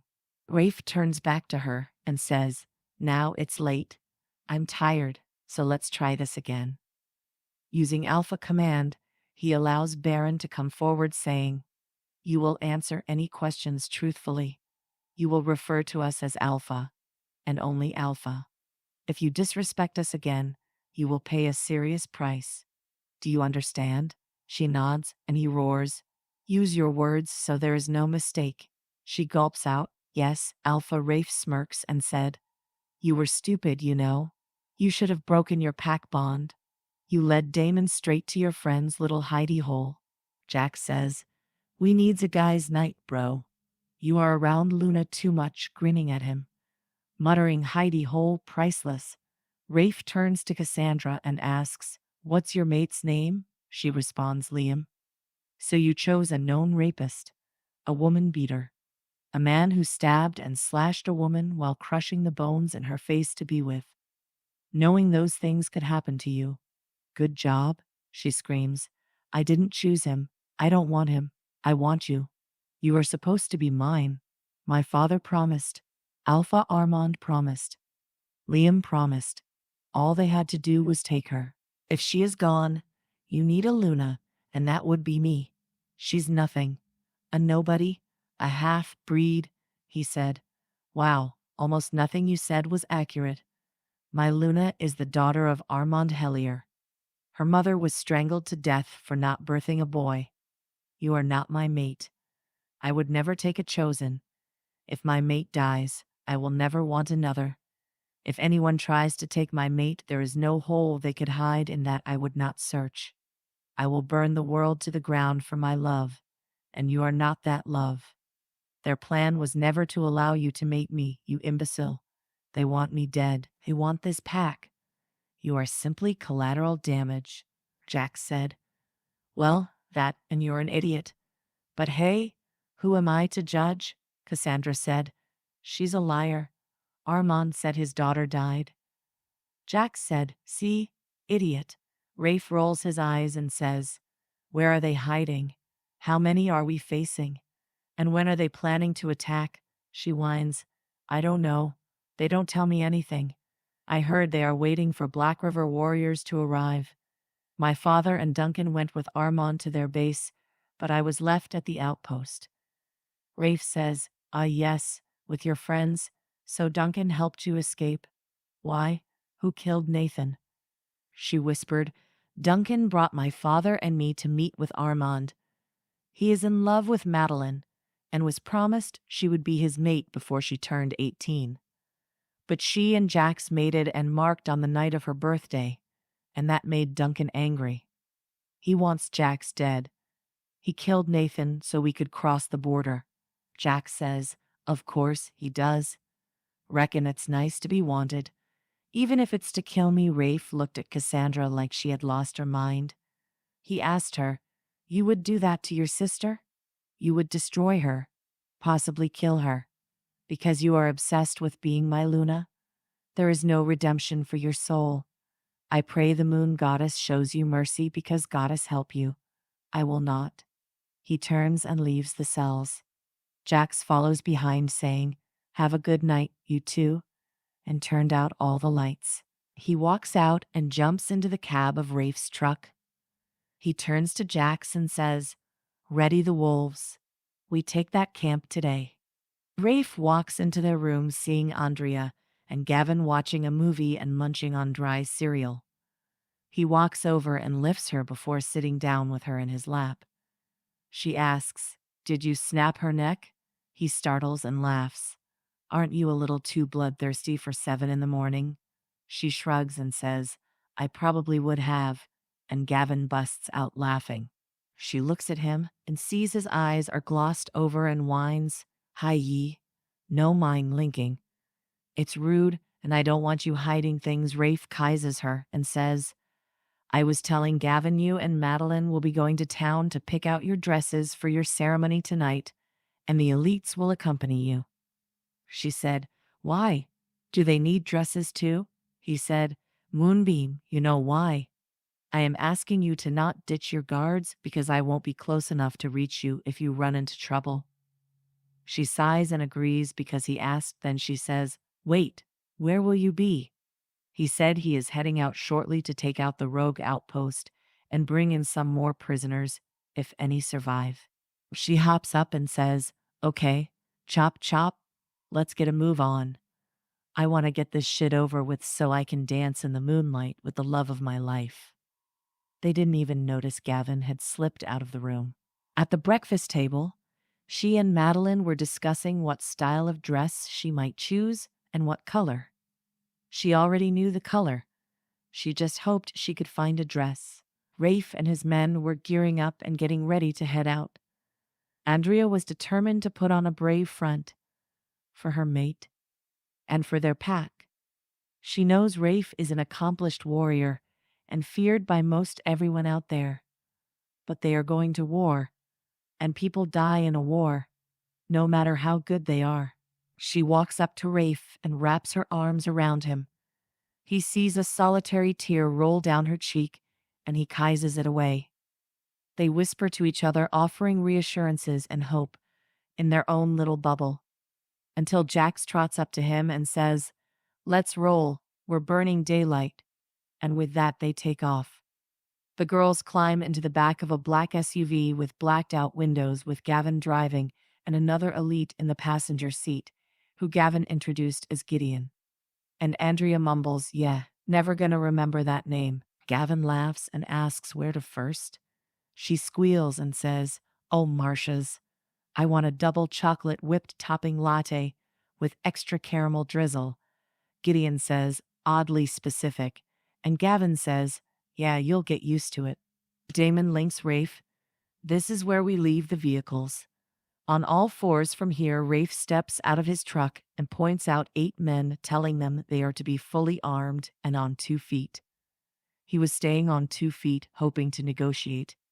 He tells his men, take prisoners if you can. If you can't, take them out. Everybody comes home today. We have a Luna to celebrate. They all lock forearms and say, Goddess be with us. And they take off running. They pull up just outside the camp. Observing for a bit, he says, there doesn't seem to be that many of them around. Andrea found the perfect dress in the second boutique they entered. A beautiful dark purple satin sheath dress with spaghetti straps and a velvet furred collar shrug in the same color. She settled on a pair of flat strappy sandals and couldn't be happier. Madeline's dress was a royal blue with tiny golden flowers embroidered around the hem.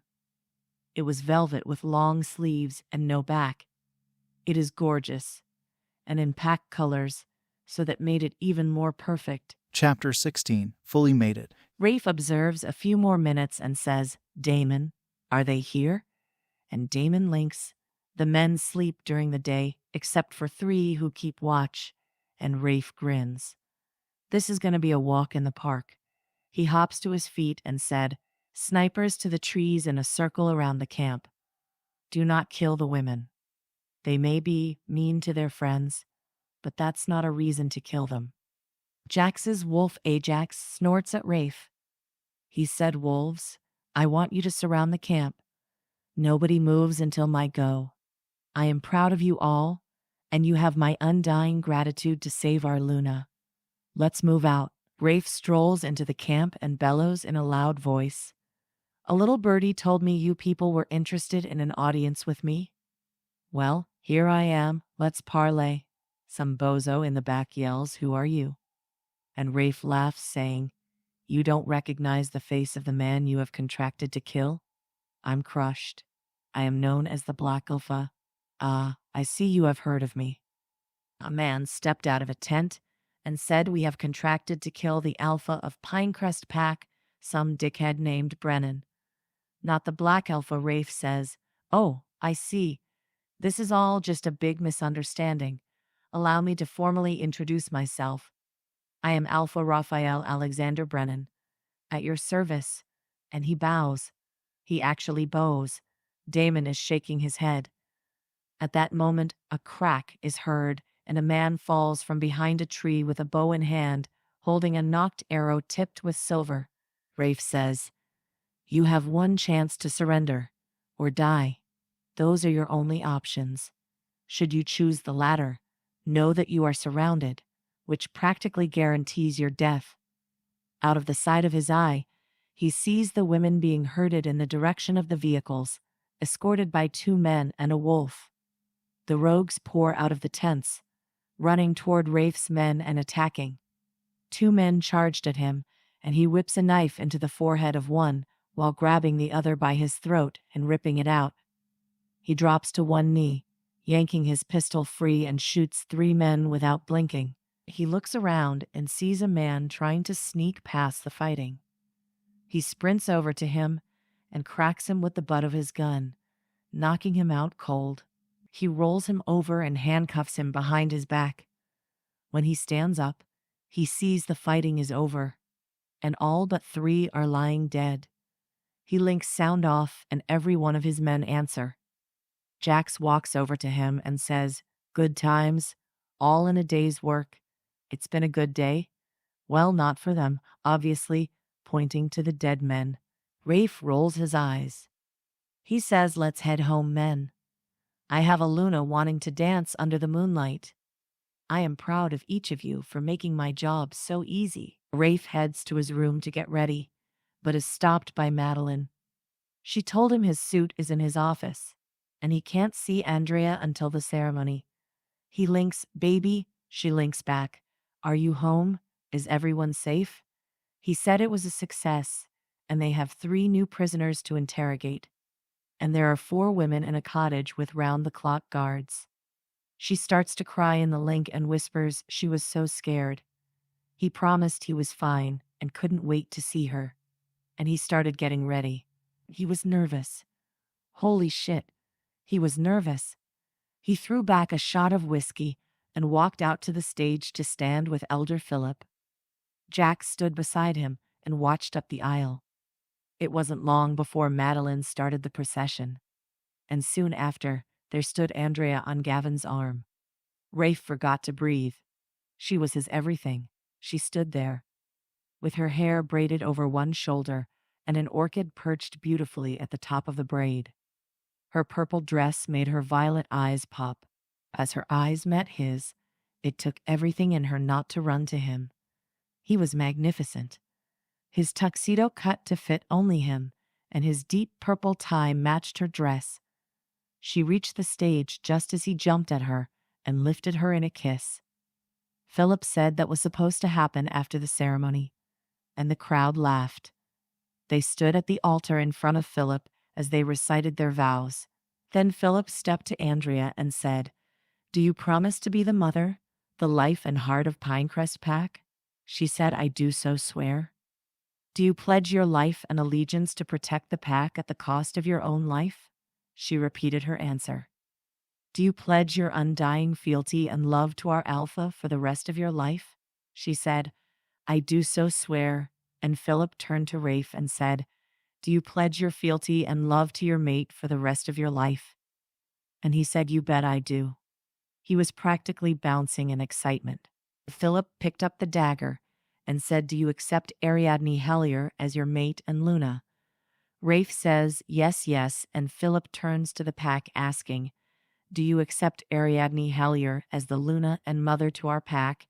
And they all yelled yes, and with that, Philip sliced across each of their hands, and as they clasped them together and their blood mingled, Andrea felt herself flood with warmth and love with a million voices in her head. Rafe turns to her and dipped her, kissing her deeply. He grinned at her, grabbed her hand, and raising it above her head, saying, "Our Luna, let's run." They ran to the edge of the forest, and she slipped out of her dress, standing only in a white lace thong, and Rafe groaned out, "You're killing me, Smalls." She grinned and shimmied her panties down her legs and rapidly shifted into her pure silver wolf, walking over to Rafe to be petted. He knelt down and run his hands through her fur as he spoke to Adira. He stepped back and jumped, shifting into Baron. His midnight fur looked almost blue in the moonlight. Baron licked her muzzle and nudged her in the direction he wanted her to go. As they broke into a sprint, Ajax and Misty pulled up alongside of them, Adira knowing these were Jack's and Maddie's wolves. Damon and Gavin ran behind the 4 lead wolves. They ran, played, and hunted. And once the moon crested, Baron and Adira veered away from the pack toward the waterfall. Rafe linked Jax to lead the pack home and get the party started. As they reached the waterfall and the limpid pool underneath it, they both drank a bit of water. Andrea says, "Okay, I'm backing off this. I don't want to watch." And Rafe chuckles but agrees. Baron walks over to Adira and licks her muzzle. He rubs his scent all over her fur. She drops her front paws to the ground with her tail raised high. Baron steps behind her and enters her. She yelps at the sudden intrusion, but relaxes into his thrusting quickly. His knot starts to form, and he pushes inside of her.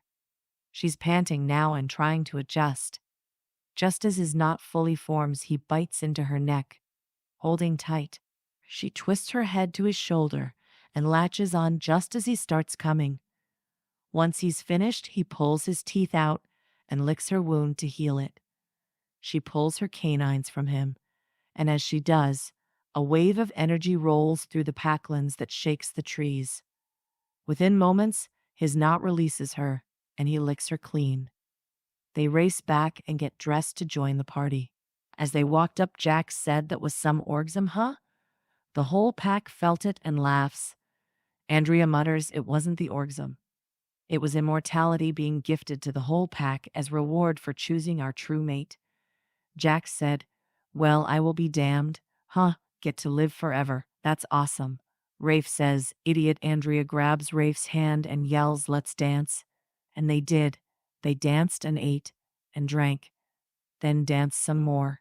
It was perfect, and everyone was happy until they weren't. Chapter 17. Hello, daughter. A link came through Alpha. Your presence is requested at the northwest border.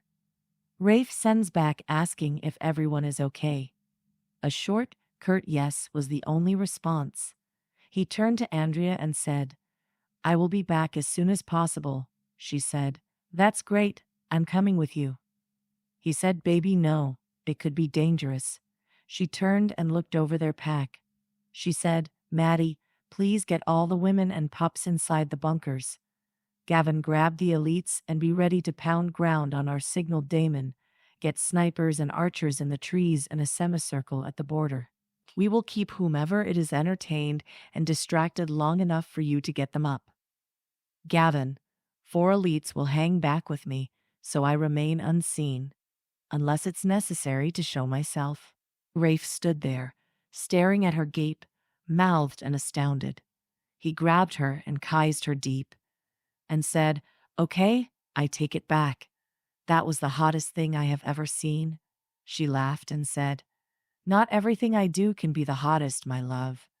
But let's go greet our guests. Keeping them waiting is considered bad form, and giggled when he scowled. As they approached the border, she could smell him. She linked her mate. It's him, it's Armand. Rafe nods. She hung back, while Rafe stepped into the clearing. I could see Armand holding close to the river, probably so he could make a run for it if things go south. Coward. As soon as he laid eyes on Rafe, he said, allow me to introduce my Rafe interrupted and said, don't bother. I know who you are, Hellier. What I don't know is what you want. Armand was offended. People were not allowed to be rude to him. How dare this pup? Armand stepped a little closer and Rafe held up a hand. And closer, and you cross my border, and there is not one thing on this planet that could stop me from killing you. Now what the fuck do you want? I am missing my Luna celebration. Rafe spotted movement behind Armand, and a familiar face came into view. Oh, hey, Duncan. Did you come to join our celebration? I was talking to your sister earlier. She sure misses you. And Rafe just grins his shit-eating grin the whole time. Andrea keeps looking at the men Bailey Armand. They were edging closer. She links Damon to have a sniper put a round in a tree next to the man 5 meters from the border to the left. We heard a thwack sound and watched a man jump about 3 feet in the air, and a what the fuck filtered through the air. Armand roared. You're trying to kill my men, and all we want is to parley. Where is your honor? Rafe points to the sky and says, there it goes, along with the few fucks I had left to give. This confabin over. I wasn't trying to kill your man. I was warning him. When I actually do kill your men, trying will be unnecessary. State your business or be gone. I am a busy man. Armand said, you have something that belongs to me, and I want it back. Rafe says, I have nothing of yours. I have never met you before this moment. My daughter is here. I want her back. Now you see, why don't I believe you? I have been told by several people your daughter died at birth. So which is it? She is dead, or I have her, Armand said. I had to say she died. She has issues. Rafe said, issues? Daddy issues? Abandonment issues? What? Armand said, I demand my daughter. You can't hold her. Rafe rolled his eyes. You really are quite dramatic, aren't you? But I'm feeling magnanimous and believe in choices. So let's see how Ariadne feels about this. Ari, baby, come here. And she stepped into the clearing beside her mate. Armand said, hello, daughter. Ariadne stood there a moment, looked over her shoulder, looked to the side, and pointed a finger at her chest and asked me. Armand said, I always knew you were stupid. Now get over here so we can go home. She laughed. She looked at Rafe and said, and he called me stupid. To Armand, she said, You have me confused with someone else. You see, my father died in childbirth, and I would never accompany you anywhere. This is your last warning to leave our packlands and territories. You are not welcome, nor are you wanted. Go home with you. Home? You don't have a home anymore, you dumb fuck. Even they couldn't stand you. Armand roared, and his group all surged toward our border. Another shot from the trees kicked dirt up at Armand. He stopped, holding his hand up to his men. He said, I will give you 72 hours, and you will come with me, or I will kill everyone you hold dear. She rolled her eyes and said, Yeah, I'll get right on that. Then she spotted a familiar face. She waved and shouted, Hiya, Elliot. Want me to say hey to Caroline next time I'm in the cells? He just turned and walked away. She looks at Rafe and huffs. She said, Rude, and Rafe laughed. Armand turned to walk away, saying, 72 hours, girl. They walked back to the pack house, and everyone was out of the bunkers and partying like it was spring break in Daytona. Rafe spun Andrea out on the dance floor. Bruno Mars' Just the Way You Are was playing, and Rafe began to sing to her. She laid her head against his chest and knew he is her forever.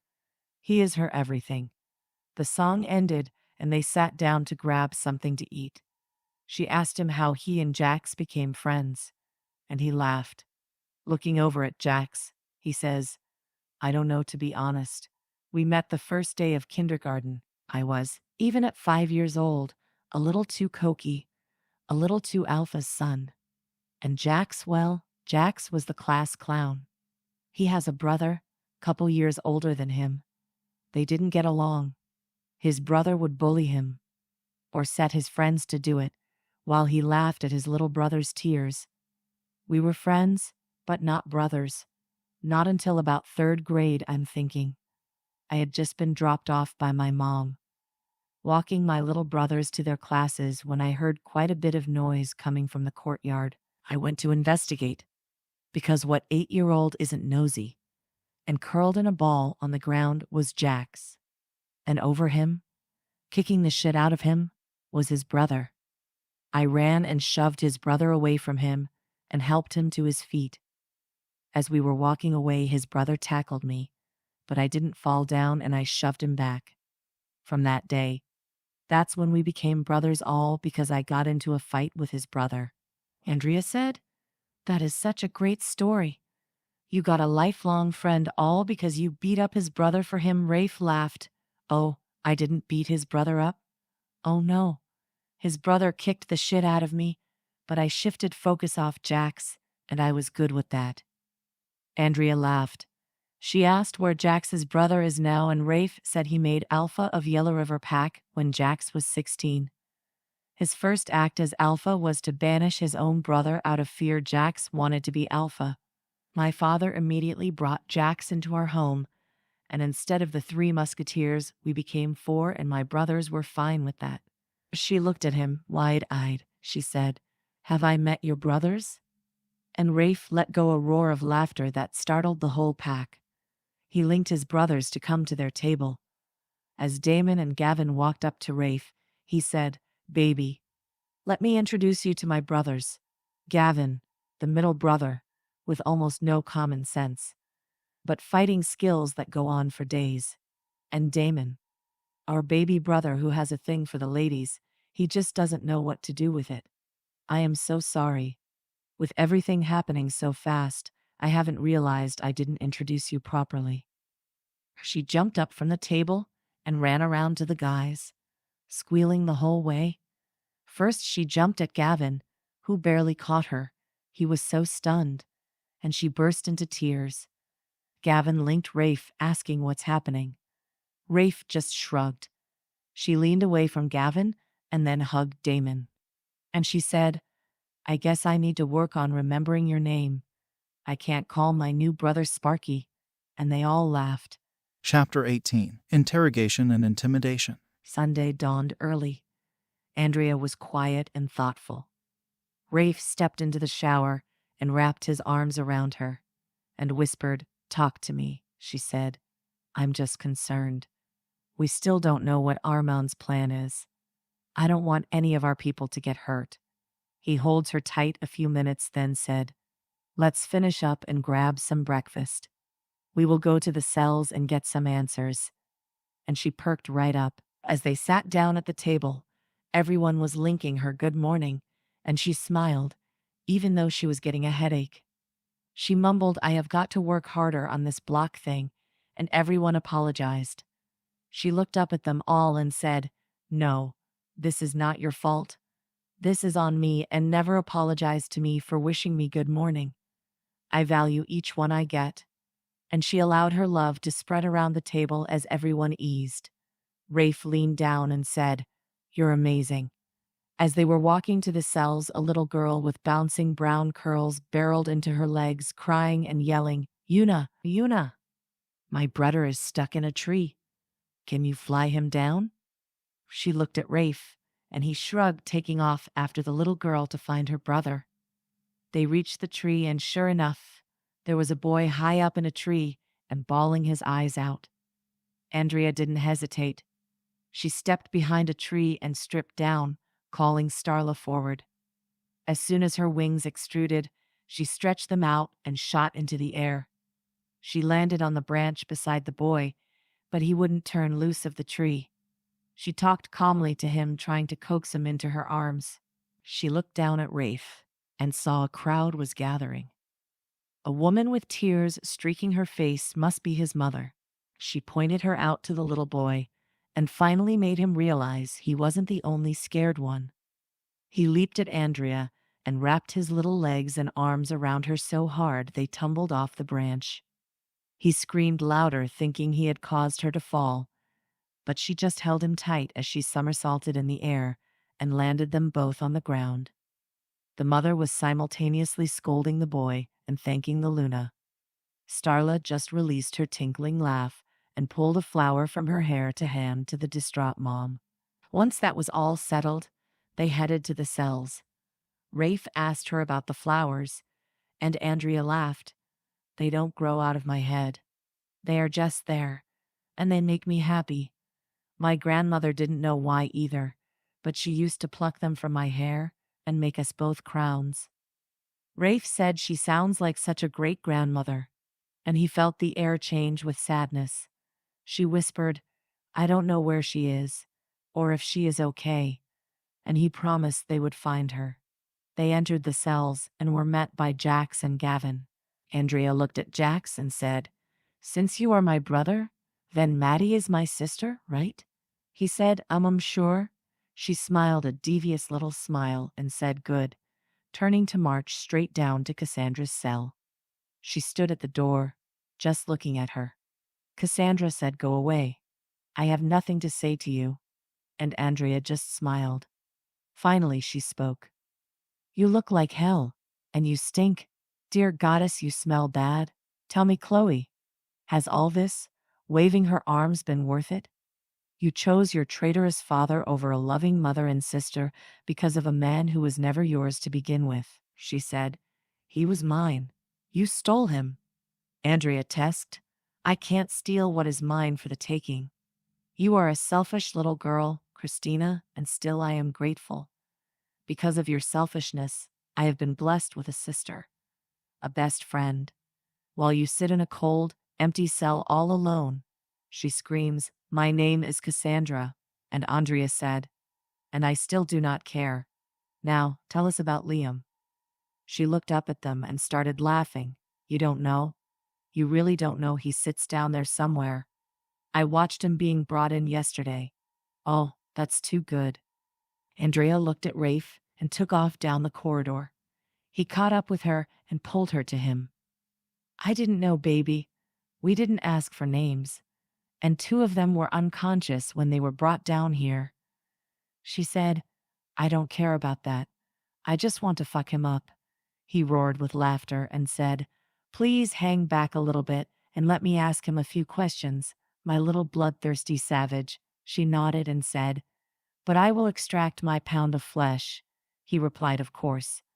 Now show me which one he is. She glanced into the cells and pointed to the middle one.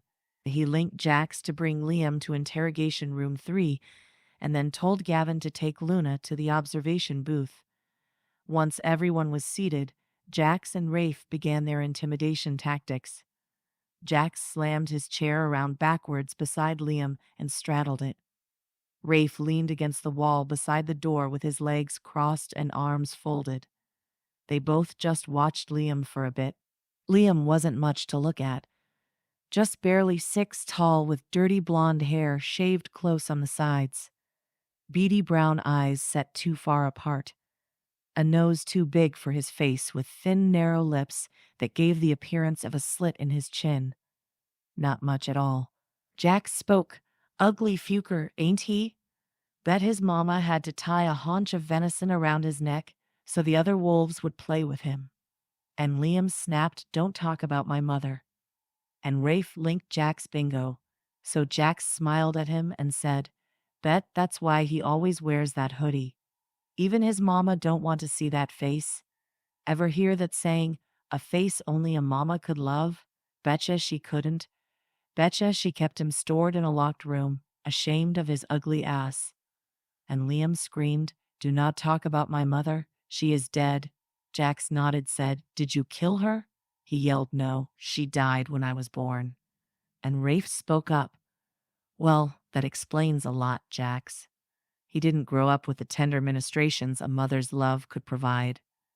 It's probably why he THJNKS beating and stabbing a woman are signs of affection. And forced rape is actually love. Makes sense to me. Tell me, Liam, what are your plans for your mate? She sits in a cell the same as you. Liam said, that girl is not my mate. You are holding my mate. Rafe smiles and says, no, I hold my mate, and I will always hold my mate. Liam sneered, I fuked her first. She belongs to me. My father paid for her, and she was bought for me. Rafe bent his full height over the table and spoke in a deadly voice. You did not fuck her. You forced her. You raped her. I mean, what the fuck, Liam? Can't you get a girl to bed you without taking it from her? Even your own mate was forced. Even your own mate hates you. Not as much as my mate does, but she still hates you. And whatever money your disgusting father paid for my mate is null and void when he threw her away for not having a wolf. So how is she your mate? Jax says, as entertaining as this is, Liam, the time has come to discuss plans. As in, what does Armand Hellier have that makes him think he can kill my alpha and take our Luna? Liam laughed and said, you'll have to wait and see, and my father will come for me. This pack will burn. Jax reached out and punched him, so hard the chair fell over. Rafe leaned over the table and said, damn, you got knocked the fuck out. Setting the chair to rights, Jax threw a cup of water in Liam's face. Sorry about that. Sometimes I don't know my own strengths. And Rafe laughed. Liam said, it doesn't matter how much you beat on me, how much you torture me. I won't tell you anything. Andrea looked at Gavin and said, for fuck's sakes. In a few minutes, I need you to let me out of this room and into that interrogation room. It's time for some Pixie intimidation. Now, step outside. I will link when I'm ready. And Gavin said, I am so gonna die. But he stepped out. She linked she was ready, and he opened the door. A bright lavender flash darted past him, and he was stunned. It took him a second to recognize Starla. She was about 4 inches tall and flitting back and forth in the corridor. Her little body shimmered in the darkness and trails of glitter floated behind her enticingly. Her tiny pixie voice fluttered into Gavin's mind, saying, open the door. Rafe slammed his hands down on the table and roared. You will tell, or you will begin to lose body parts. Just at that moment, the door opened and all heads swiveled to see the cause of the interruption. A blast of lavender light entered the room behind Gavin, and they watched as it darted around the room several times, trailing glitter everywhere. Jax laughed and said, well, hello, sweetness. You come to join the party? And as she settled her little pixie self on Rafe's shoulder, she nodded and stood up to kiss Rafe's cheek. He reached his hand up, and she daintily stepped onto it. Crossing his arms over his chest, he plopped her tiny butt on top of them, and she leaned against his chest. Gavin said, "That is the cutest fucking thing I have ever seen." Gives new meaning to Damon's name for her. They cracked up laughing and Rafe said, "She really is my little pocket rocket." Liam watched the whole exchange, wondering what was going on. He said, "Since when do wolves consort with fairies?" And everyone in the room said Pixie. Rafe looked at him and said, "Oh, you didn't know? Armand didn't share? Well, allow me. Liam, I want to introduce you to my mate Starla." Liam looked confused. He shook his head. He said, "You are mated to Ariadne." Rafe said, "Yes. And this is one of her true forms." Liam gasped and said, "A half-breed?" Jack snarled, "A hybrid. Get it right. Call my sister anything but what she is, and I won't be responsible for the pain I will cause you." Starla hopped down to the table, skipping from one end to the other. Then she started to dance. She swayed and dipped and twirled until she stopped, right in front of Liam. She smiled over her shoulder at her love and turned back. In her little pixie voice, she said, "Hello, Liam." The polite thing to say would be, "It's a pleasure to see you again." But it isn't a pleasure, and I can't lie. So here we are. Now, this will go one of two ways. You will either tell my mate and my brothers what they want to know, or I will make your every nightmare come to life. With that, she flitted over and sat on Gavin's shoulder. Rafe said, "We are waiting." Liam looked up and laughed, saying, "That's what you go with. A 2-inch fairy threatening me." The air in the room became stagnant. It became difficult for Liam to breathe. She jumped on the table and yelled, 4 inches. And Jack said, "Yeah, her height is kind of a thing with her. Every inch counts." And she smiled sweetly at him. She glared at Liam, asked, "What's it gonna be?" And he shrugged, daring her to do her worst. She jumped in the air and flew around the room, closing her circle in until she was flying around Liam's head at such speeds she was a mere blur. Within seconds, Liam's face and head were surrounded by a shimmering, glittery dust he could do nothing but breathe in. She pulled out of her flight and landed back on Rafe's arms and waited. Chapter 19. Get them off. Make it stop. She linked Gavin to let her back in the observation room. Kizing Rafe, she flitted to the door, and they walked out. Once she redressed, she looked at Gavin and said, "Let the games begin." Rafe watched Liam. He seemed to be in an almost twilight sleep. Jax linked, "What do you think she did?" Rafe shrugged and linked, "Hallucinations. Bad ones, my guess." And at that moment, Liam's eyes snapped open. He started struggling at his restraints, screaming, "Get them off! Make them stop!" Rafe and Jax looked at each other and backed away. Liam was sweating and whimpering. He twisted and turned, trying to get away. He yelled, "Please! They are biting me. It hurts. Get them off." In the observation room, Andrea is laughing and clapping. She said, "Oh goody, spiders. These are my favorite fear." Gavin said, "What? I don't see any spiders." She said, "No, but he does. That's what matters." Gavin asked if he was stuck like this as he shivered. She scoffs and says, "No, I only sprinkled enough dust for about 10 minutes. This first time." Gavin said, "First time?" She nodded. "Oh yes, this won't break him.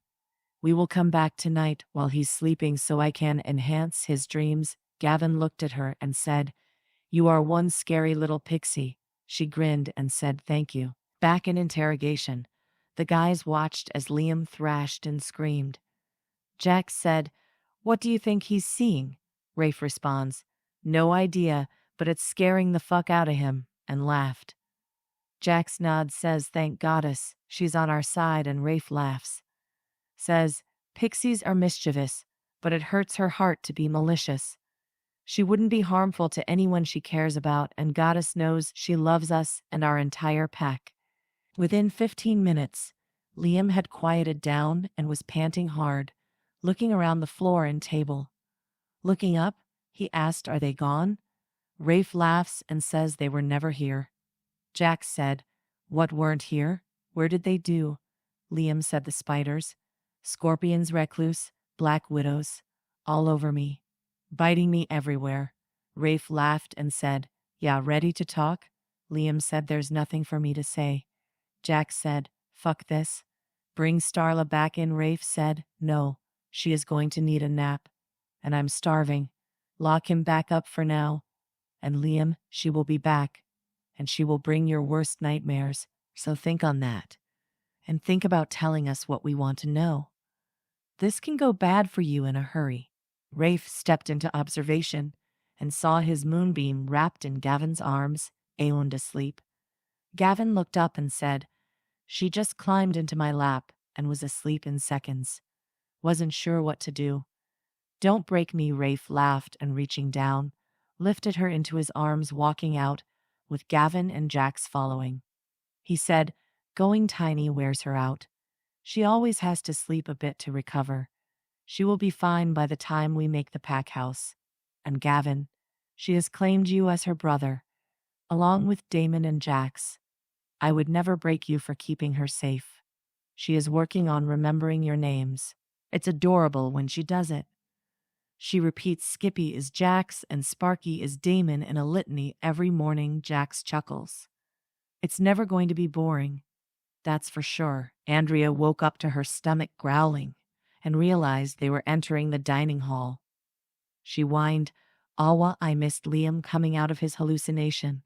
Was it good?" She spotted Maddie and jumped down to run over and hug her. Then she hugged Maggie, looking around and greeting everyone in the room. She loves their pack. She walked over and sat down on Rafe's lap, and he began to feed her. They had just finished up when a mind link came in from the northwest border. "Alpha, we need you to be aware Doc is on his way. Edward has been dumped across the border and hurt pretty bad." He replied, "Keep me informed. I will head to the infirmary in a few minutes."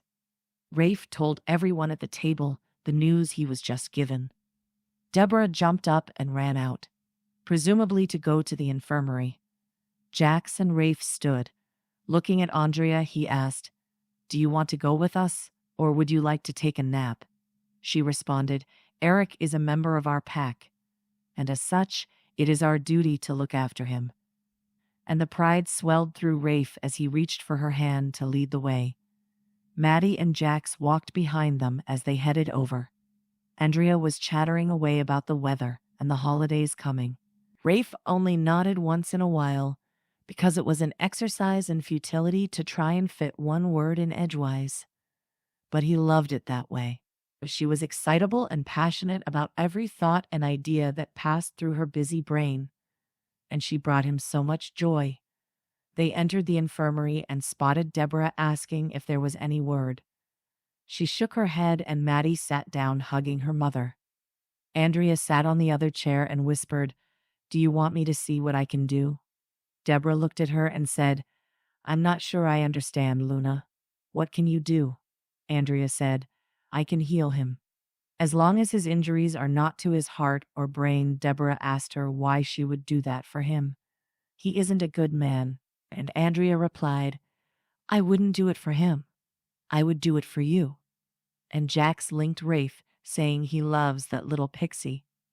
And Rafe laughed, slapping his shoulder, and says impossible not to. It was decided Andrea would heal Edward enough to save his life, but he could do the rest on his own. Doc said whoever worked him over expected him to die, and his injuries were most certainly fatal until Luna stepped in.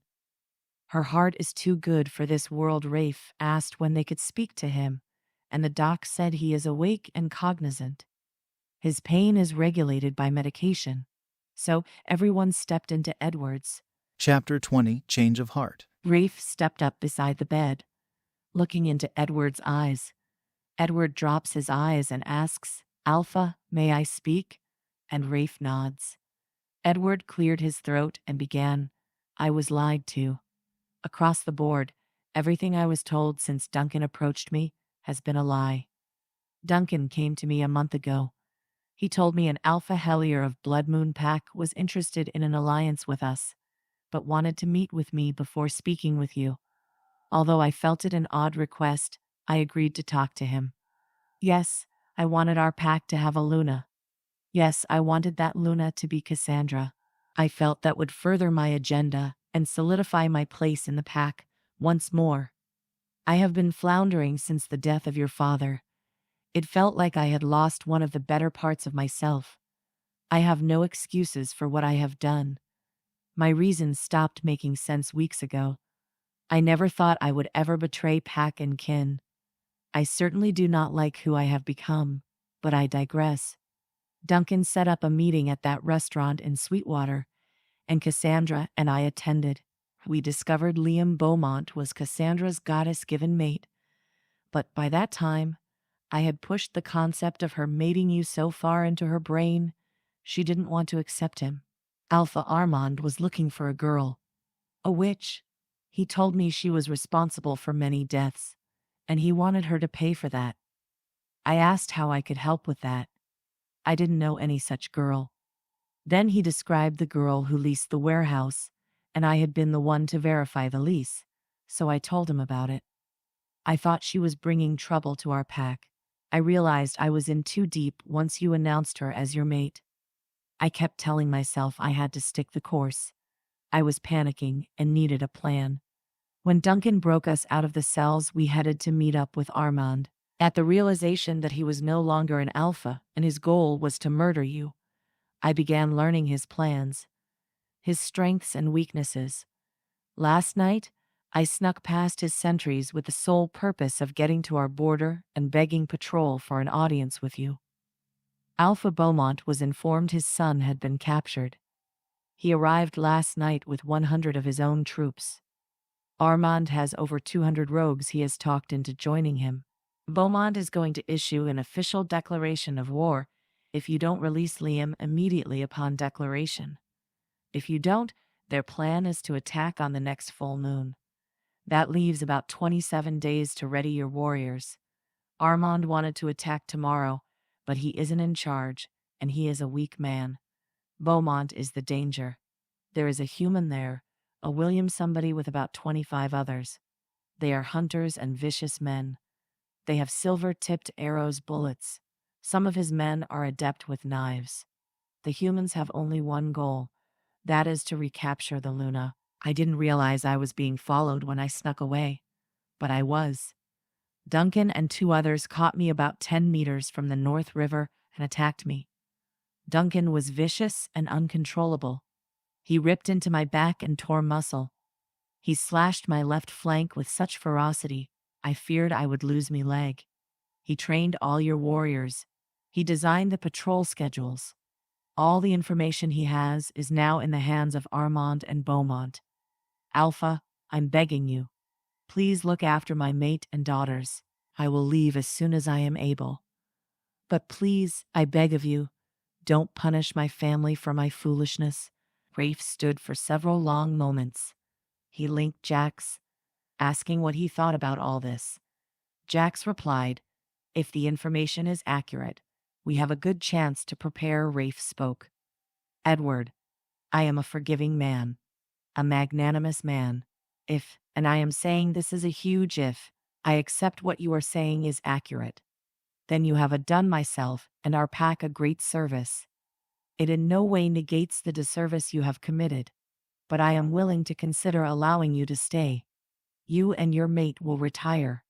You will be stripped of rank and privileges. You will sell your home and move to either the outlands of Packland or someplace in town. If you ever strike your mate again, I will remove your hands.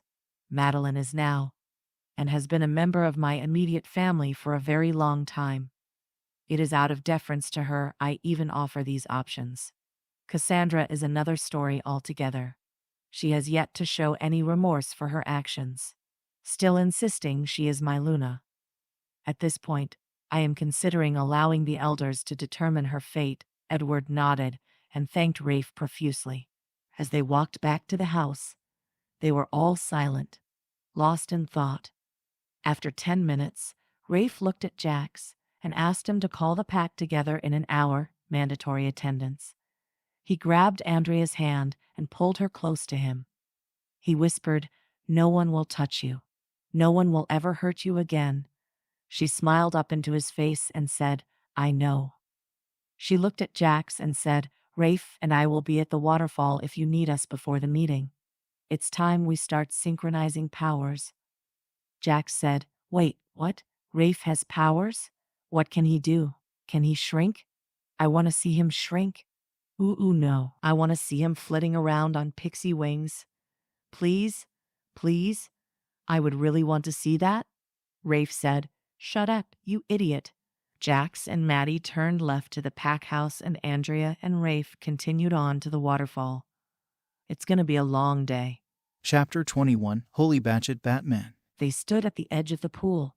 He said, "What do I do?" She smiled at him and said, "I am going to lead you to your powers, the same way my grams lead me. I want you to sit here beside me. Take my hand. Now, quiet your mind. Listen to what's around us. Find your solace. Now, fill your mind with me. Feel my presence inside of your mind. Smell my essence. Only me." She closes her eyes and fills her mind with him. She will allow him to see what she needs him to do for her to help him. Rafe opens his eyes and sees he is standing in a garden. Filled with gardenias and lavender, he breathes in deeply. In the far corner of the garden, he spots Starla sitting on a double swing. He darts over to her, swooping her up and kissing her. She giggles. He said, "Is this where you live?" She nods and says, "Adara and me." He said, "It's enchanting." She replies, "It's the home Ariadne created for us so we can be happy. Wait until you see Adara. Come on." She skips past the garden into a meadow, and there lay Adira basking in the sun. She spots them and leaps at Rafe, licking him all over. Rafe laughs and tells her he loves her. Starla says, in a sad voice, "We don't get company anymore. Grams used to come a lot. Sometimes, when Ariadne was asleep, she would come and keep us company all night. She said she knew we get lonely." Rafe said, "I will come visit. Now that I know how, I will come. I love you both and would love to spend time with you." Starla squealed and leaped into his arms and kissed him all over his face. He laughed and said, "Let's see what I need to see so I can come visit again." She giggled and grabbed his hand, skipping off toward a waterfall. As they approached the edge, she whipped a shield in front of him and said, "You can't fall in there. It's too dangerous. It's where our magic lives. We have many gifts, like healing. That's a gift. Sending calm into a group of people. Another gift. Controlling water. That's a power. See where I'm going with this? Good. Now lean over the edge. You will see different colored ropes. Each color is a different gift or power. You don't have to worry about the colors. It's just an identifier anyway. Now Ariadne has to enter your mind and determine your colors so she knows what to train." Andrea walked into a forest. It was night. The full moon was out, and it was beautiful.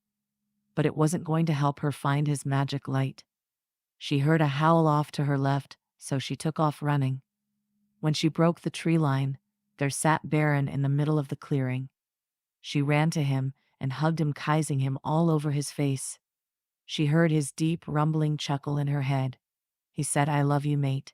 She said, "I love you.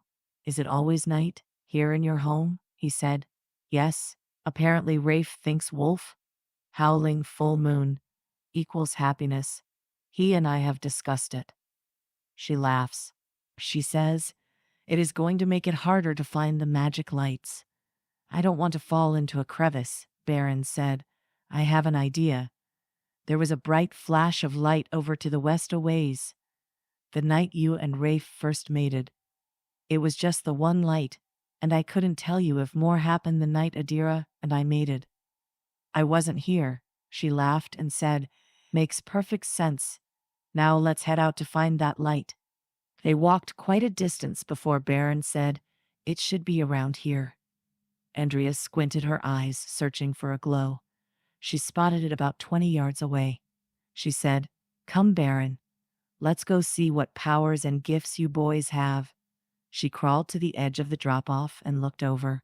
She gasped and said, Oh, Baron, this is good.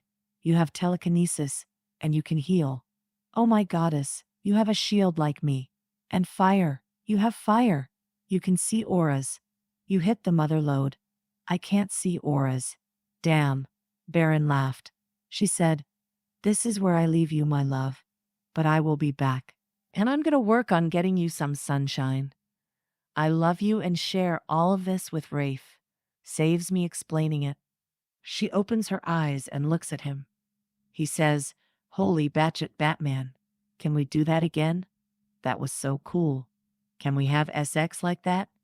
Could Adira visit Baron like that? And they could. You know, Bochikawa wow? She laughed and said, What are you, 10? And what's with my poor Baron living in the dark? Give him some sunshine. Maybe some deer to chase. I mean, dude, the only thing he does in there is howl at the moon and sleep. He said. He never said he didn't like it, she said. He likes it. More importantly, he loves you. But he needs some variety. It's the spice of life.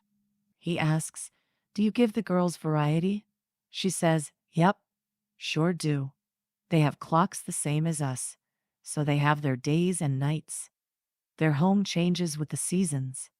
Starla loves to grow her own vegetables, and she's a wonderful cook. Adira has her meadow, but sometimes she stays with Starla in the cottage, especially on cold nights. She has a spring-fed waterfall and plenty of fresh game to hunt and butterflies to chase. She loves chasing butterflies, and the meat she kills she always shares with Starla. My girl's happiness means everything to me. For so very long, they were all I had. He wraps his arms around her and says, You are the most loving woman I have ever met. There is not a selfish bone in your body. I love you, and I think I will try some of what you have given Adira. I can, at least, allow him to lay in the sunlight. I doubt I will achieve all that you have. Your imagination is a scary thing, and SGE just grins happily. Then she says, We need to head to the meeting, and tomorrow we start to train you. How exciting is that?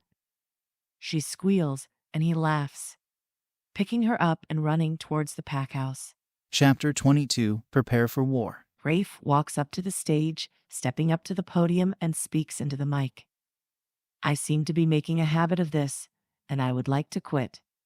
Cold turkey, preferably, the crowd chuckles. It has been brought to our attention that we are facing a larger threat than previously believed. We have 3 antagonists, working together to bring us down. They think we are weak. They think we are vulnerable. They forget who we are. We are Pinerest Pack, the fiercest pack in the nation. We are 900 warriors strong. I am the Black Alpha, and I fall before any of my family fall. And the crowd went wild. Forgetting to close her mind link, Andrea thinks, Holy fuck. He made me want to run off and kick Summers right now. And everyone busted out laughing. She looks up and says, What I miss? And Rafe explains she forgot to close her link. She just shrugs and says it's the truth. Jax asks her, Do you ever get embarrassed? She said, No. If I make a mistake, then it is simply a lesson taught. No shame in that. But humiliated and embarrassed are 2 entirely different things, and I have definitely been humiliated enough times to not want to go back there. He reaches out and hugs, and she hugs him back. After Rafe has everyone calmed down and refocused, he began again. We know our enemies. Armand Hellier, a useless, weakened, deposed alpha looking for redemption. Alpha Beaumont of Black River Pack looking for revenge, and William, a human hunter looking for retaliation. They have less than 350 men. I say men, and not warriors, because 2/3 of them are rogues. They do, however, have our ex-head warrior Duncan, and we know he has been training them in our battle techniques, so we are changing it up. Over the next 25 days, we will be training twice a day. Anyone proficient in different fighting discipline, please step forward. He turned to his left and watched his Pixie step forward. He watched as she walked over to the podium and went to speak.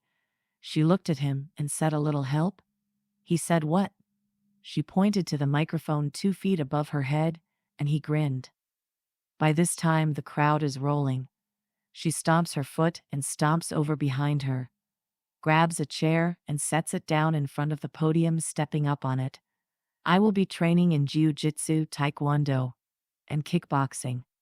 Also, all my Luna ladies, I require every bunker to be equipped with enough cots and linens for all those unable to fight. I will help you go over lists to make sure every bunker is geared for at least 5 days. I want each of you ladies to learn how to load and shoot a gun. I want a wall of arms in every bunker. You ladies are our last line of defense if the bunker doors are breached." All the ladies shouted, "Yes, Luna!" And Rafe could only stand there once again, completely amazed and stupefied. This woman, this gem, is his mate? He steps to the microphone and yells, "Pinerest, our Luna," and the crowd erupted. Rafe says, "You are dismissed, and thank you all for coming," turns and takes Andrea's hand, walking towards the house, saying, "My office, gentlemen," and his 3 ranks fell into follow. All 5 of them were seated, and Andrea says, "We gotta stop meeting like this." Rafe looks at her and asks how she knew so much about fighting, and she said, "I knew you would ask. The first 14 years of my life, I was alone with only my Grams. She was my only friend. She started hiring tutors to come in and teach. I had instructors in almost every fighting discipline there is. I had gymnastics instructors and dance coaches. From the age of 2. She thought if she filled my life with people, I wouldn't be lonely. She didn't understand that I wasn't lonely, and I wasn't alone. But I trained hard and became good at what I am trained in." Jack says, "That explains your warehouse," and she nods. Rafe says, "I want another crack at Liam, now that we know what we know." Everyone agreed, and they head out for the cells. They stopped at Cassandra's cell, while the guards got Liam moved to interrogation. Rafe says, "Your father is back." She said, "Where is he?" "I didn't see him brought in." Rafe says, "Because he wasn't. He was brought to the infirmary on a stretcher after Duncan and a couple of his rogue buddies nearly killed him. It was touch and go. Almost lost a leg," she whimpered. "Why was he so close to this border?" He looks at her, just shaking his head. "Because he has had a change of heart. He apologized. He gave us invaluable information. All the while expecting to be banished without his family. Do you know what that's called? Remorse. Regret, atonement. You exhibit none of those. I doubt you even have a conscience." He storms down the corridor, actually preferring the company of Liam. He enters the room with Jax. The others in observation. He smiles and says, "Good news, Liam. Your daddy's in town." "Good news, yeah? Daddy's here? I bet you just can't Washuite to see him.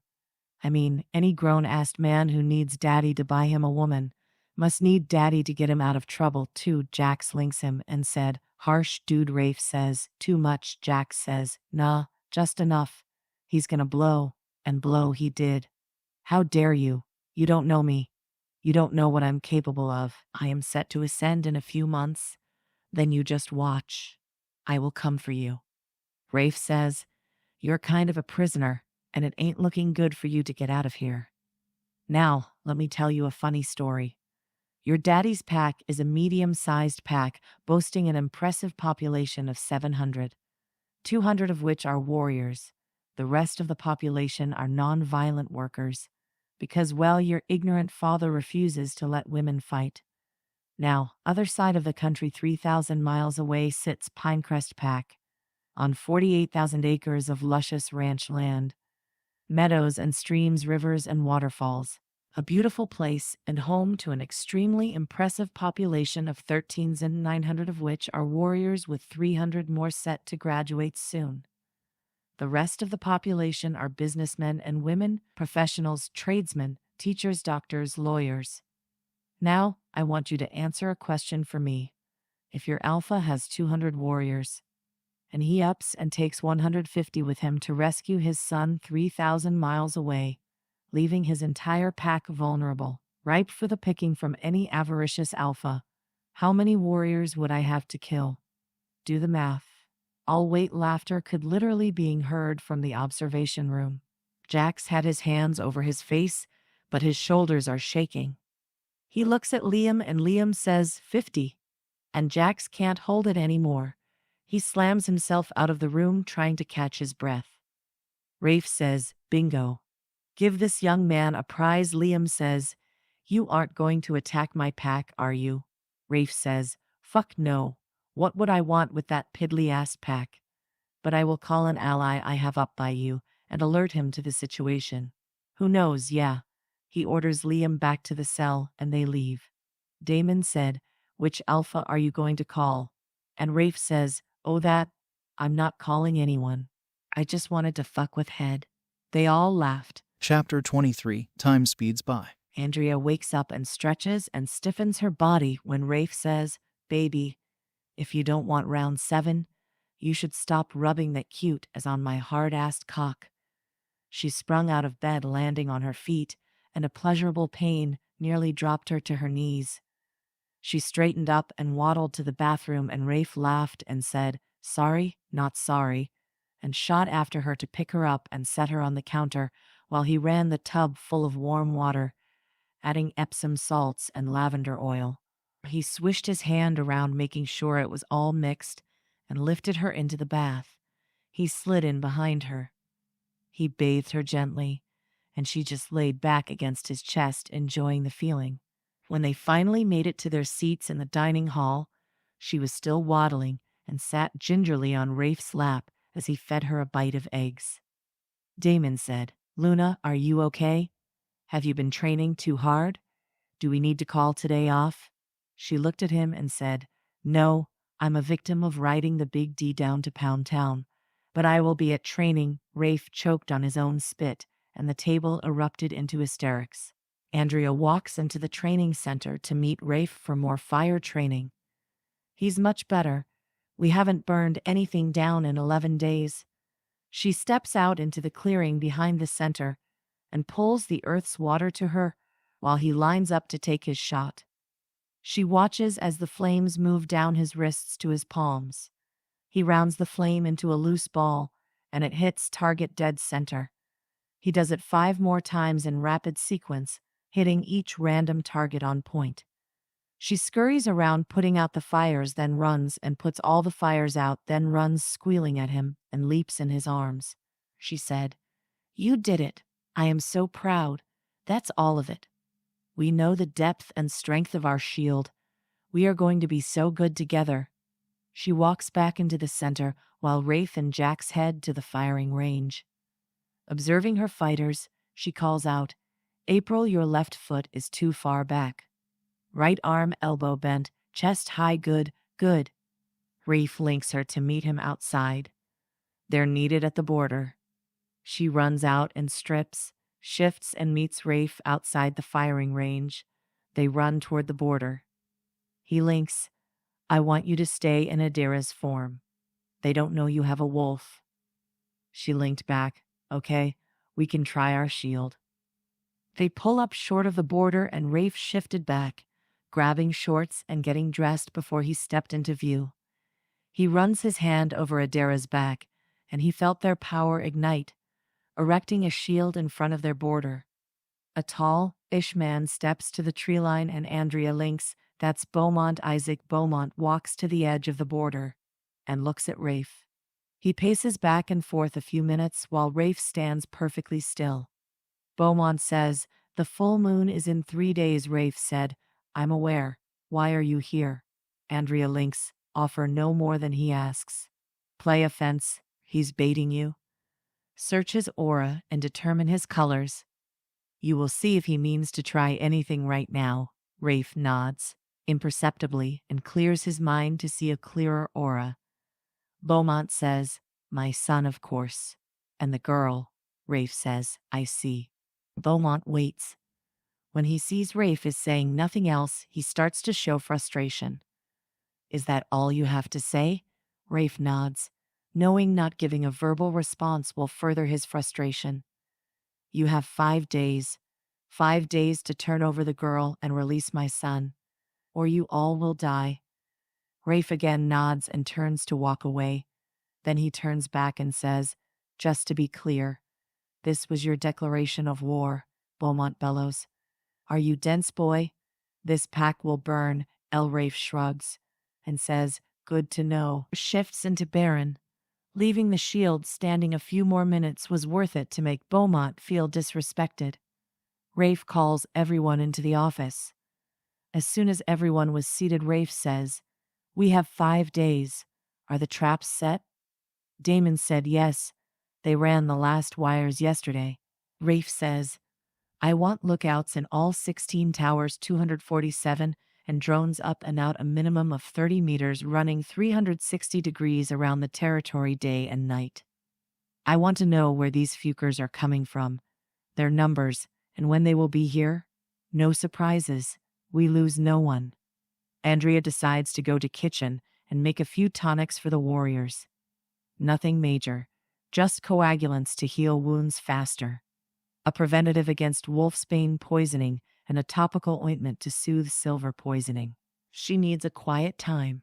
She and Rafe will have to talk tonight about the best use of their gifts and powers, because it may not be feasible to be together all the time. At dinner, Andrea told Rafe and the boys about what she had done in the kitchen today and turned to Maddie. She said, hey, my right-hand lady, want to help me tomorrow? She says, sure. I am visiting Cassandra to bring her breakfast. But after that's done, I'm free. Andrea reaches over and asks, how's that going? I know you still hope for a relationship with her. And no, I don't care. But I care about you, and if something that makes me unhappy makes you happy, then I want that for you. Maddie laughs and says, that is the most convoluted, you have my blessings I have ever heard. And Andrea just shrugs in her unapologetic way and Rafe chuckles. He pulls her up to sit in his lap and says, there's that shining heart I love so much. Andrea tells Rafe she wants a quiet night without any drama so they can talk and perfect their battle plan, and he agrees. They're settled in for the night and Andrea turns to Rafe. She starts to talk. I know our people can't die unless their heart or head is removed. And I know we haven't told them about that because we didn't want them overconfident going into this fight. But they can still feel pain, and that devastates me. I want to spare them that. Here's my thought. What if it's possible to separate at the beginning of the fight and place shields opposite each other to guide the majority of the enemy directly to us? We have the intel coming in. If we can determine the direction of the attack, we will have the upper hand from the jump. Rafe says, you're talking about a bottleneck effect where we control the traffic per se? She jumped in his lap and says, yes, exactly. Can we discuss it with the boys tomorrow and get their opinions? I have several things to start tomorrow. I want to get my potions, tonics, and ointments to the warriors in the morning. Then I want to get the women and pups set up and comfortable in the bunkers so there is no mad rush. We don't have to close and bar the door until the attack begins. Rafe says, we will head to the office first thing in the morning. Then, before breakfast, we will call a pack meeting to alert the women of the move. I will be so glad to put this behind us. We have so much to do. We have to screen candidates for a new elder. Then we have to schedule the vote. The mating ball is in 5 months, and we haven't found a proper venue. It's a lot. She leans in and whispers, you are not alone. He pulls her in tight and kisses her so sweetly that her eyes tear up. Chapter 24. When Death Comes Knocking. Waking up this morning, Andrea walks to the window and sees it's snowing. She squeals at Rafe. Get up, come see, hurry. Come on. I don't want it to stop before you see. Camille on. Rafe rolls over and mumbles, I'm up. What are we looking at? She squeals, it's snowing. I'm so happy. I love the way everything looks and feels and smells. Can we have hot chocolate at breakfast? I love hot chocolate and oh, those little baby marshmallows. Lots of little baby marshmallows. Please, Rafe. He grabs her, swinging her around, already mind-linking Maggie. Her Luna wants hot chocolate with lots of little baby marshmallows. He says, I love how excited you get. How every day is brand new and something to be discovered. Seeing things through your eyes is like seeing it for the first time. I love you so much. She kisses him and whispers, I love you. They sat down at the dining room table and Maggie set a huge mug of hot chocolate with a ton of miniature marshmallows, and she squealed, jumping up and hugging Maggie as tight as she could. She rushes through breakfast like she rushed through the meeting in the office and the PAC meeting. There's so much to do in 4 days. Liam and the boys are going to the cells to offer Liam a deal of sorts. We still haven't made a concrete decision about Connie, but she should be fine when the fighting starts. Rafe kisses Andrea at the table, and they head off in separate directions. Rafe opens the door to the cells, and the guards are walking out of the interrogation room after securing Liam. Jax thanks them, and they walk through the door. Rafe grabs a chair and spins it backwards, settling his as on it. He looks at Liam hard. He waits and glares. Liam starts to fidget, looking anywhere but at Rafe. And still, Rafe remains silent. Jax links, dude, he's gonna piss his pants, and I ain't mopping it up, Rafe chuckles. And Liam gets paler. Finally, Rafe speaks. I am going to talk. You are going to listen. You will not speak unless I ask you a question. You have been defiant. You have been belligerent. You have been arrogant, all things I would normally admire in a detainee. Yet you have no right to carry any of those emotions. You are not competent enough to carry it off. You are a boy playing at being a man, and that makes you a joke. You think raping a woman makes you a man. Stabbing and beating a woman proves your prowess. Thinking the whole world owes you a favor because Daddy said so is so ludicrous it's laughable. Well, Liam, the time is upon us. In 4 days, your daddy will die. Oh, he plans to attack, and he will believe he has a chance. But trust and believe. He will die. That will make you alpha. And yes, your pack is safe. I am ruthless, but I'm not heartless. But you aren't man enough to be an alpha. Well, here is my one and only offer to you. Once you feel the bond break, and you will, his power will become yours, to merge with what you have had since birth. I don't want you to have no warriors, and that is what you will be left with if you do not issue a stand-down order to your troops as soon as you feel the alpha burst. You do that, and I will release you and your mate to go home, never to return to this side of the country. If you don't do this, I will kill every single one of your warriors, every manjack of them, dead essentially by your hand, and you will feel each bond snap. Ah, the privilege of being an alpha, am I right? If you do not do this, you will rot in your little cell on the other side of this wall. There will be a warrior here to link me once you've placed your order. Best make it an alpha command. They may resist the order. Once the stand down and working, the warrior will release you and Cassandra and escort you off and away from my territory. You will be given plane tickets home, as well as clothing brought before the attack, so you will be clean. Now decision time. What's it going to be? You're going to be an alpha, or you're going to remain a prisoner. Tough decision. Take your time. Jax said, damn man, I would go with being alpha. No matter how much you suck at it. Liam sat there, staring at his hands. Then says, my dad will die, you said. How can you know? How can you be sure? Rafe said, I know, because I am the Black Alpha. I know because my warriors are the mightiest in the country. I know because your daddy didn't do his due diligence, and I did. Time's up, boy. What's it going to be? Liam looks up and says, I'll do it. And I never have to see you again? I can live with that. Rafe said, Jax, hand me the contract. Liam says, what contract?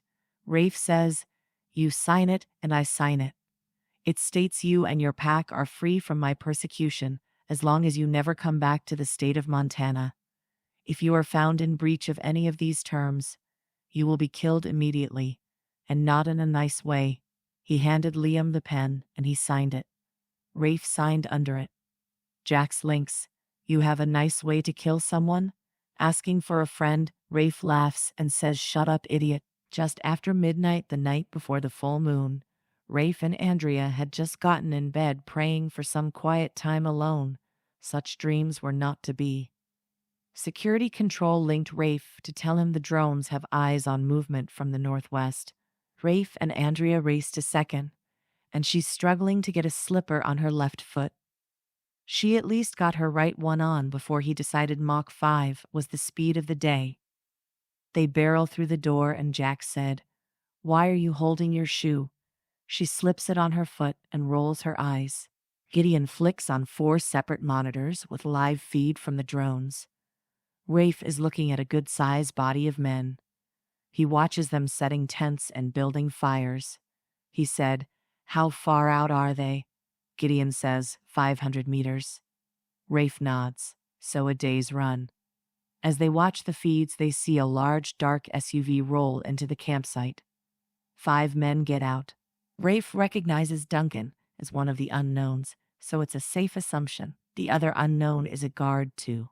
Rafe says, "Well, there's our 3 moving parts. I wondered who planned this out. Their strategist is a fucknut. Baby, if they don't spread out and try to move into flanking positions, our shielding idea will work beautifully."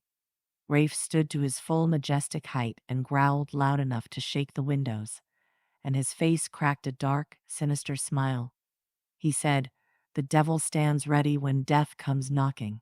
Chapter 25. That wasn't supposed to happen. As soon as breakfast was done, Rafe was back at second watching the footage. It seemed they weren't in a hurry to break camp. Every 4 hours they would send 2 runners out to do recon. He noticed the humans gearing up and knows that the battle is a go.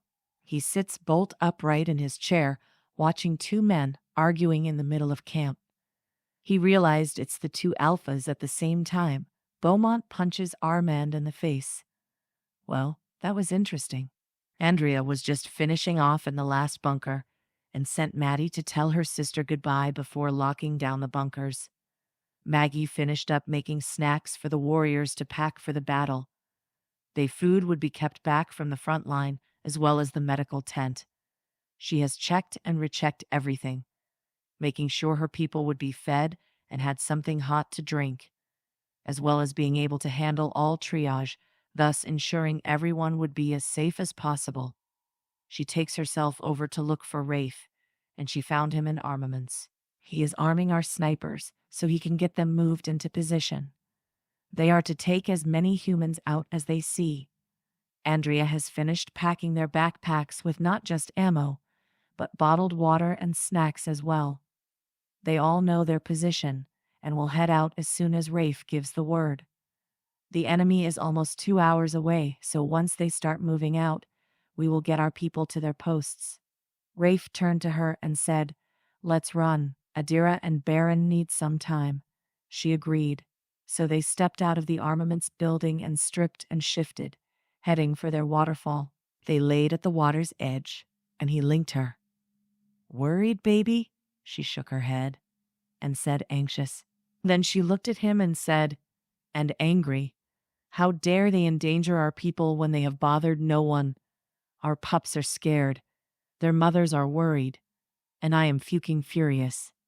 He laughed in that deep, husky voice that only Baron can achieve and said, "Let me help you relax." And Andrea receded to the cottage for some hot tea and a chat with Starla.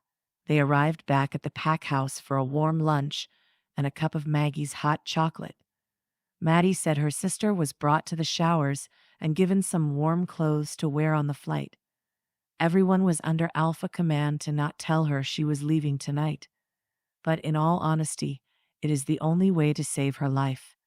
Andrea mumbled I would glamour her and lead her off a cliff. But that's just me.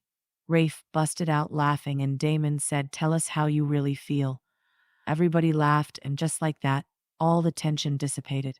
Gideon linked Rafe to let him know the hunters were on the move, moving at the tree line, and trying to stay out of sight. Rafe linked him back to stay on surveillance, and he would be there shortly. Rafe looks at his inner circle and said the hunters are moving out. Andrea said, "Why aren't they waiting to move with the group?" And Jack said, "They are traveling on foot, and they can't move as fast as a shifter. They know it and we know it." And Andrea mumbles, "Can't hang with the big dogs, stay your ass on the porch." And Gavin laughed, literally. Jax, Rafe and Andrea were back in second watching monitors. The first humans were about 5 meters out from the border and set to climbing trees. Andrea felt hot all over. She has never felt such fury. She gritted out, "Those Fukers are mine." Rafe tried to calm her down, but she was livid. She was pacing back and forth, fighting herself to not run to the border right now and kill them all. Rafe wrapped her up in his arms and sat down with her in his lap. She curled into him and disappeared. Jax laughed and said, "That never gets old. Now you see her. Now you don't." Rafe laughed and said, "She was tired. She was getting cranky, and this is the quickest way to quiet her thoughts. Pixies live in hovels carved from a tree trunk. It's a very small, cozy place that shuts the world out. When she gets like this, it's best to make the world go away. It works for us." He shrugs. Jack said, "How do you know so much about pixies? We didn't even know they still existed 6 weeks ago." Rafe said, 1,000 late-night talks. A couple walks through each other's minds. You pick up a few things. Damon asks, "A walk through each other's mind?" Rafe says, "Yep, bro. It is the most amazing thing I have ever experienced." She has this entire imaginary environment where Starla and Adira live. There's a cottage and a garden, so Starla can grow her own fruit and vegetables. There's a cave and a spring-fed waterfall. Adira has all the game she can hunt and shares her kill with Starla. They have a clock like ours and run through a daily cycle. And they have seasons like us. It's amazing, and I fell in love when I saw it. Then she visited Baron at his home and promptly reamed my as for not realizing Baron needs more than a forest and midnight on a full moon. Gavin said, "Her mind is fascinating, but I wouldn't want to live there." And they all laughed. She sat up and stretched, yawning great big, and Rafe says, "Better, baby?" She nods and says, "I'm sorry, y'all, but I'm still going to fuck those hunters up." Starla has an idea. Before Rafe could ask about it, Gideon said, "Enemy on the move." Rafe looked at the monitors and laughed. "They aren't even breaking camp." "Figure they'll be back," Andrea says. "Oh no, did they bank the fires at least? Are we going to have to go put them out after we kill everyone?" They all laugh and Rafe says, "The way your brain works." And they laugh again. Rafe bellowed, "Warriors, to your posts." As he shifted, Baron roared through the link, "Ready your wolves, lads. Something wicked this way comes." And howls went up across the packlands.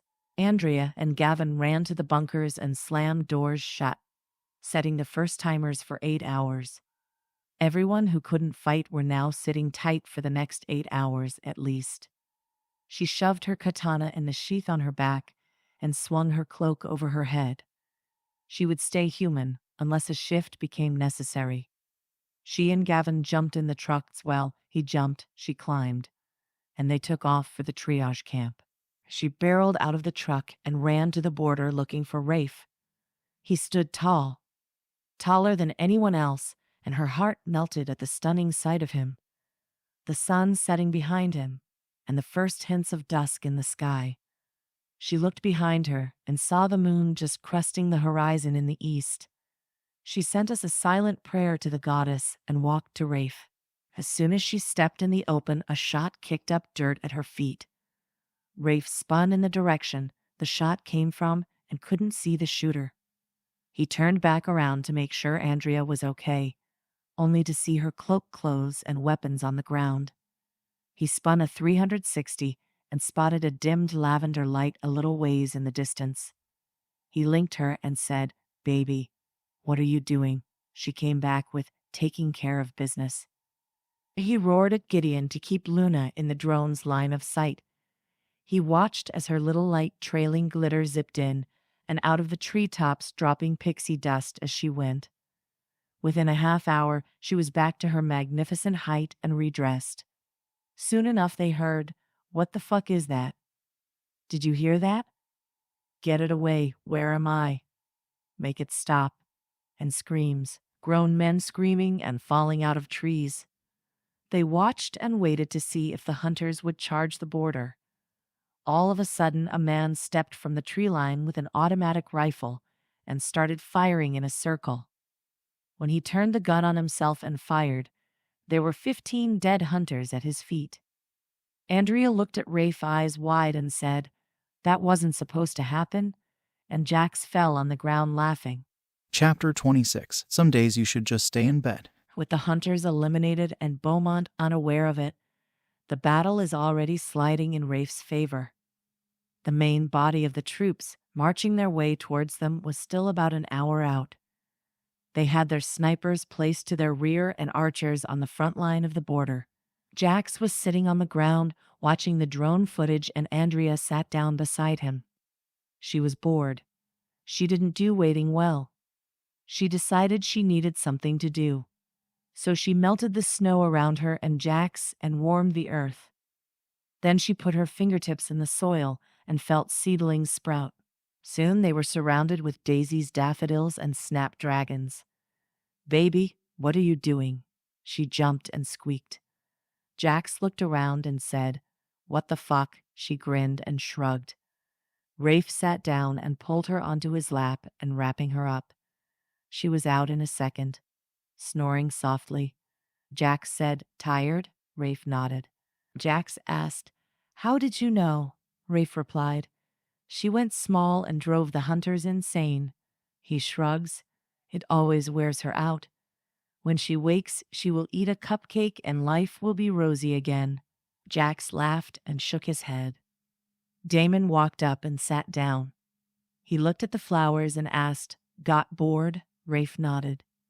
He loved that his brothers love and understand his little Pixie. Jax looked up at Rafe and said 15 minutes. He woke Andrea and sent her with Gavin to the western border, and he moved closer to the northern side. When the shields go up, they would leave about a 15 feet wide gap. In theory, the enemy should bottleneck down and only be able to rush the line 5 at a time, like shooting fish in a barrel. Andrea was whining. Gavin gave her a cupcake. They stood watching.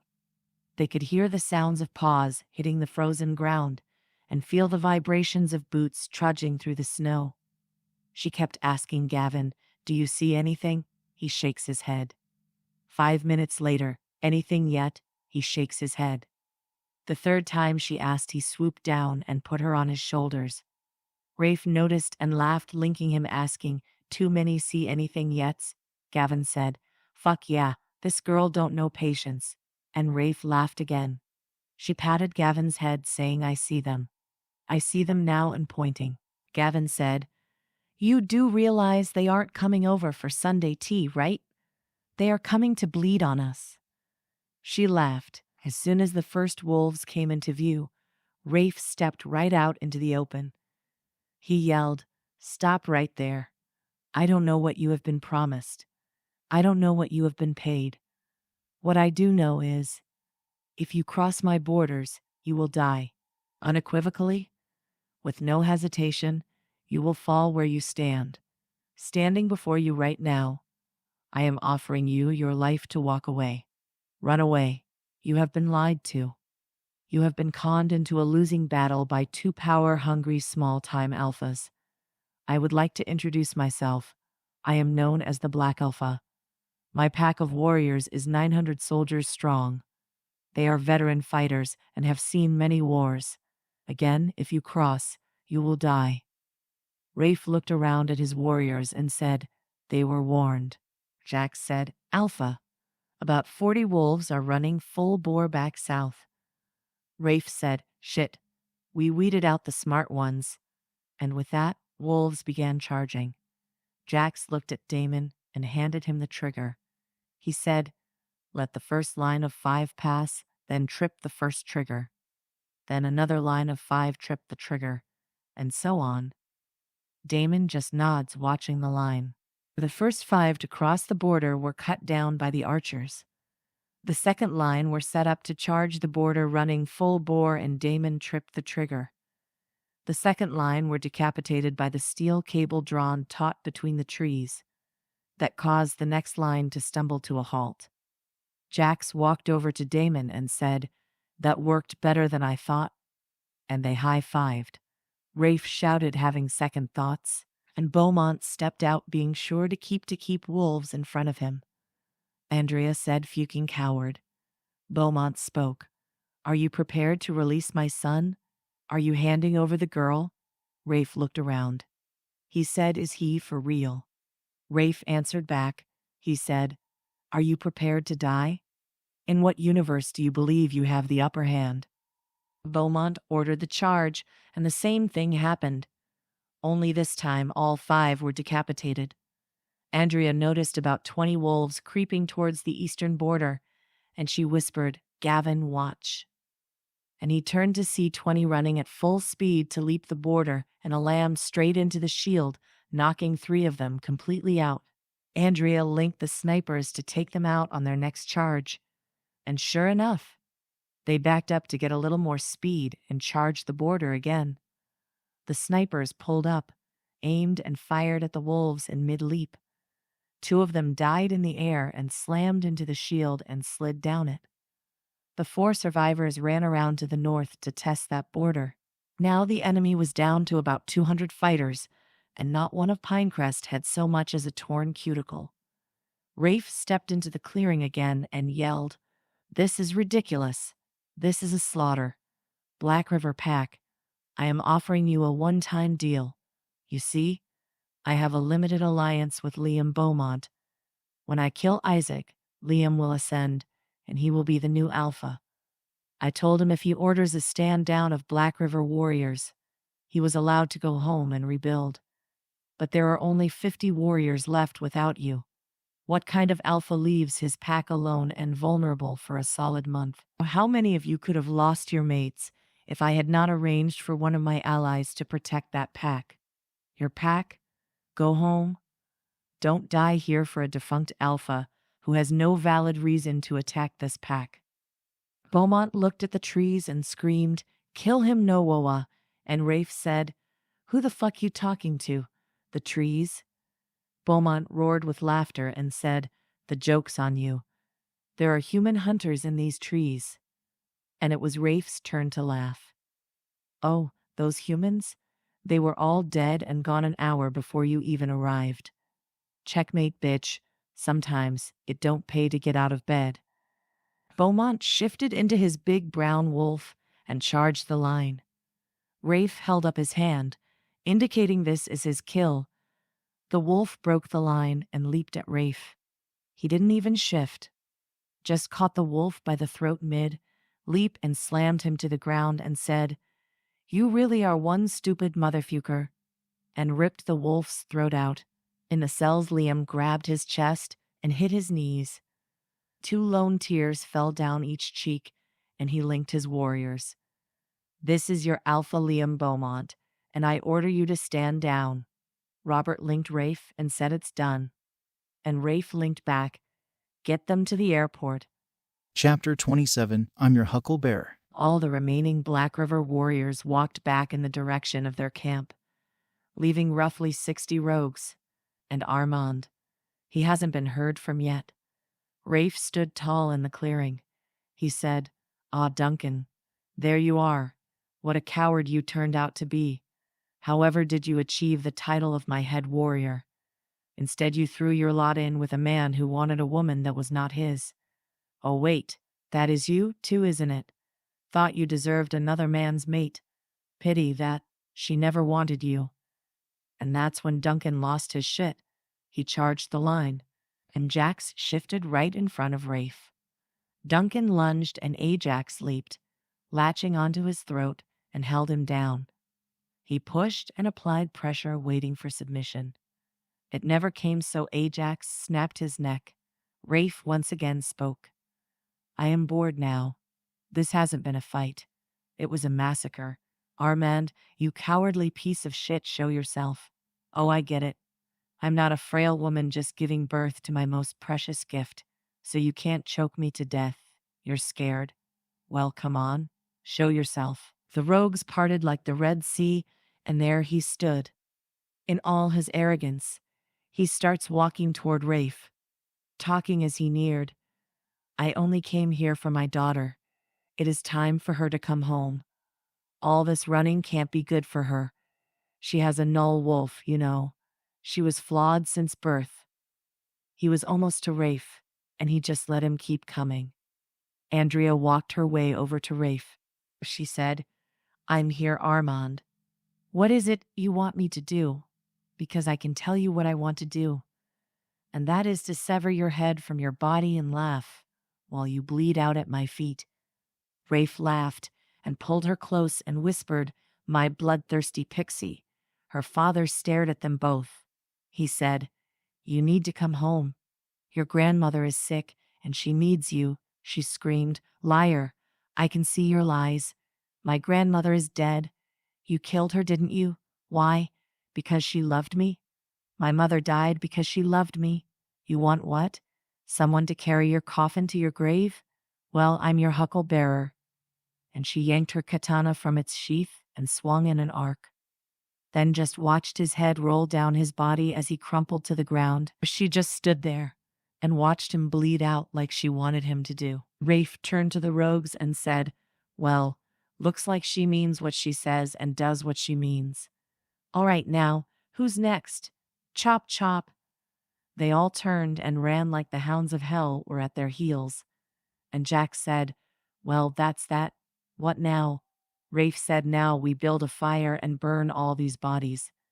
It was a huge undertaking and took several hours to get the bodies burned. They sat around munching on peanut butter sandwiches and drinking bad coffee from the triage tent. She looked at Rafe and said, now hear me out. And he pinched the bridge of his nose, saying, this seldom ends well, she said. Hey, sometimes it does. Anyway, we can't find a venue large enough for the mating ball, right? What if we set tents? Big white circus-type big top tents? We can rent flooring for a band and dancing. We could have one tent for cocktails and dinner. One for dancing and one for mingling, Maddie, Maggie, Marcia, and me.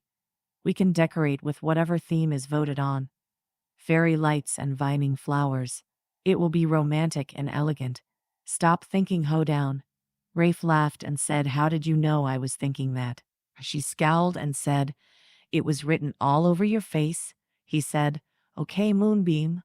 We will run it by the elders. She mutters, great, a whole group of old fucks to poo-poo on my idea. And all the guys cracked up.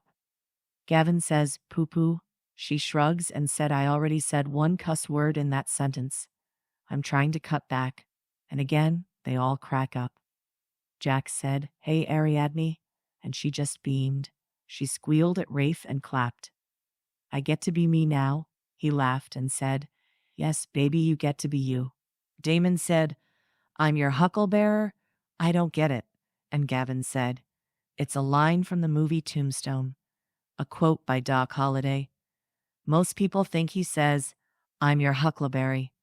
But that doesn't even make sense. Ariadne climbed into Gavin's lap and said, you're the only one who gets me, Dorkwyn. Rafe laughed and pulled her into his lap. He kissed the top of her head and said, I love you, my little pixie moonbeam, she said. I love you, my gargantuous walking tree. And he just grinned at her, kissing her nose. He stood her on her feet and said, let's run home. And she nodded. She walked around the side of Gavin's truck and stripped. She called Adira out. And nothing. She said, Adira, shift? Adira says no. Ariadne said, come on. Let's run home. Shift for me. Adira still says no. Ariadne says, what's wrong? How can I fix it? Adira says no. Pup. Ariadne says, wait. We're pregnant. Adira nods in her head. Ariadne dresses and sits on the tailgate. Rafe runs over to her and asks what's wrong. She just sits there staring at the ground. Rafe says, baby, What's wrong? Are you sick? She shakes her head and looks up into his eyes and says, I'm pregnant. Adira refuses to shift. Rafe stands there looking at her for a long second, and then he faints. She looks at him for a few minutes, then yells, Jax, I broke your boss. Might want to come help me get him into triage.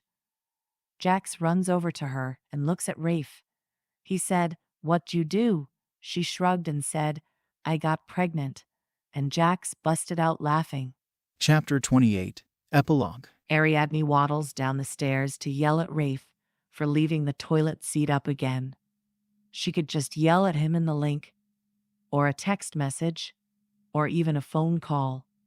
But it's more satisfying to do it in his face. And she's tired, and hungry, and fat, so fucking fat. Rafe opens the office door before she reaches for it, and says, You are not fat, my moonbeam. And she mumbles, Stupid mind link is broken. My powers are wonky. I can't get comfortable anymore, and oh my goddess, I just pissed all over myself. So my bladder is broken. The baby broke my bladder. And she looked over at all four men holding their sides, laughing their asses off. And she says, I hate you. I hate all of you. And bursts into tears. Rafe wraps her in his arms and walks out the door. She says, Hey, where are we going? He says, The hospital.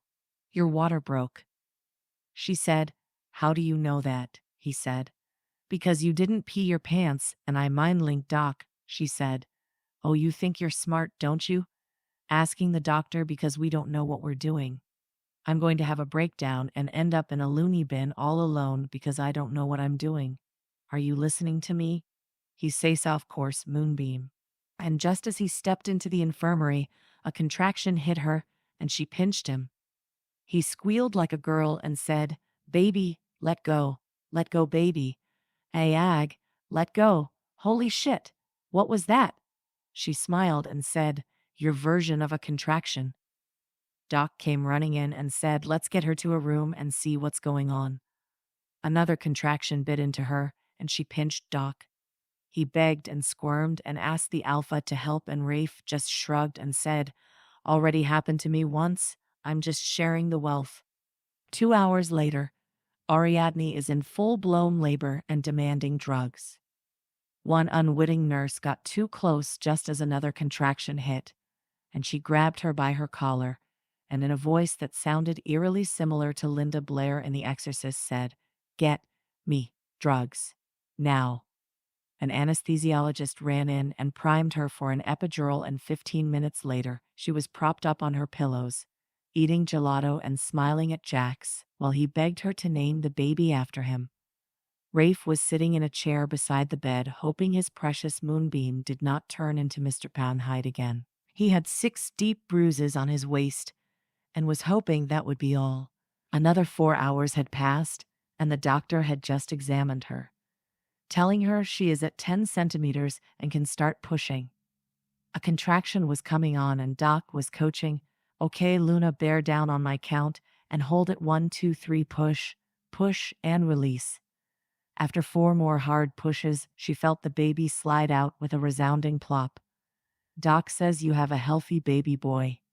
Alpha, do you want to cut the cord? And Rafe did. And he was so proud. He leaned down and kissed Ariadne and told her how proud he was of her and how much he loved her, and she pinched him hard, and then she screamed, Why the fuck do I have to push? And the doc said, Well, looks like little man wasn't in there alone. Time to push, Luna. Another 10 minutes, and another baby popped out. Ariadne told Doc to look up in there and make sure there is no more surprises. Doc says, Nope. This little girl is the last one. Ariadne looked at Rafe and saw he had tears in his eyes, and she said, Awa baby, I love you. You are so emotional. He looked at her and said, Emotional, woman? I am in pain. I have bruises on my bruises and can't bend my side because I'm afraid you shredded my obliques. She said, Oh, you big pissy. I just pushed 2 whole humans out of my hoo-ha, and you're worried about a few bruises. He said, Hoo-ha, What the fuck is a hoo-ha? Just then, a nurse walked in with the babies, all clean and wrapped in pink and blue, respectively, and all was forgiven and forgotten. Rafe picked up his son and handed him to Ariadne. She put him to her breast and waited until he latched on before taking her daughter and putting her to her other breast. Rafe was lying beside her, rubbing his daughter's head, and asks, "What are we naming them, my love?" She said, "Our boy is Alexander, for his daddy, and our daughter is Andrea for the girl who changed my life." He grinned and said, "She changed mine too, and Kai's his mate, his love, his life, his little hybrid Pixie." The end.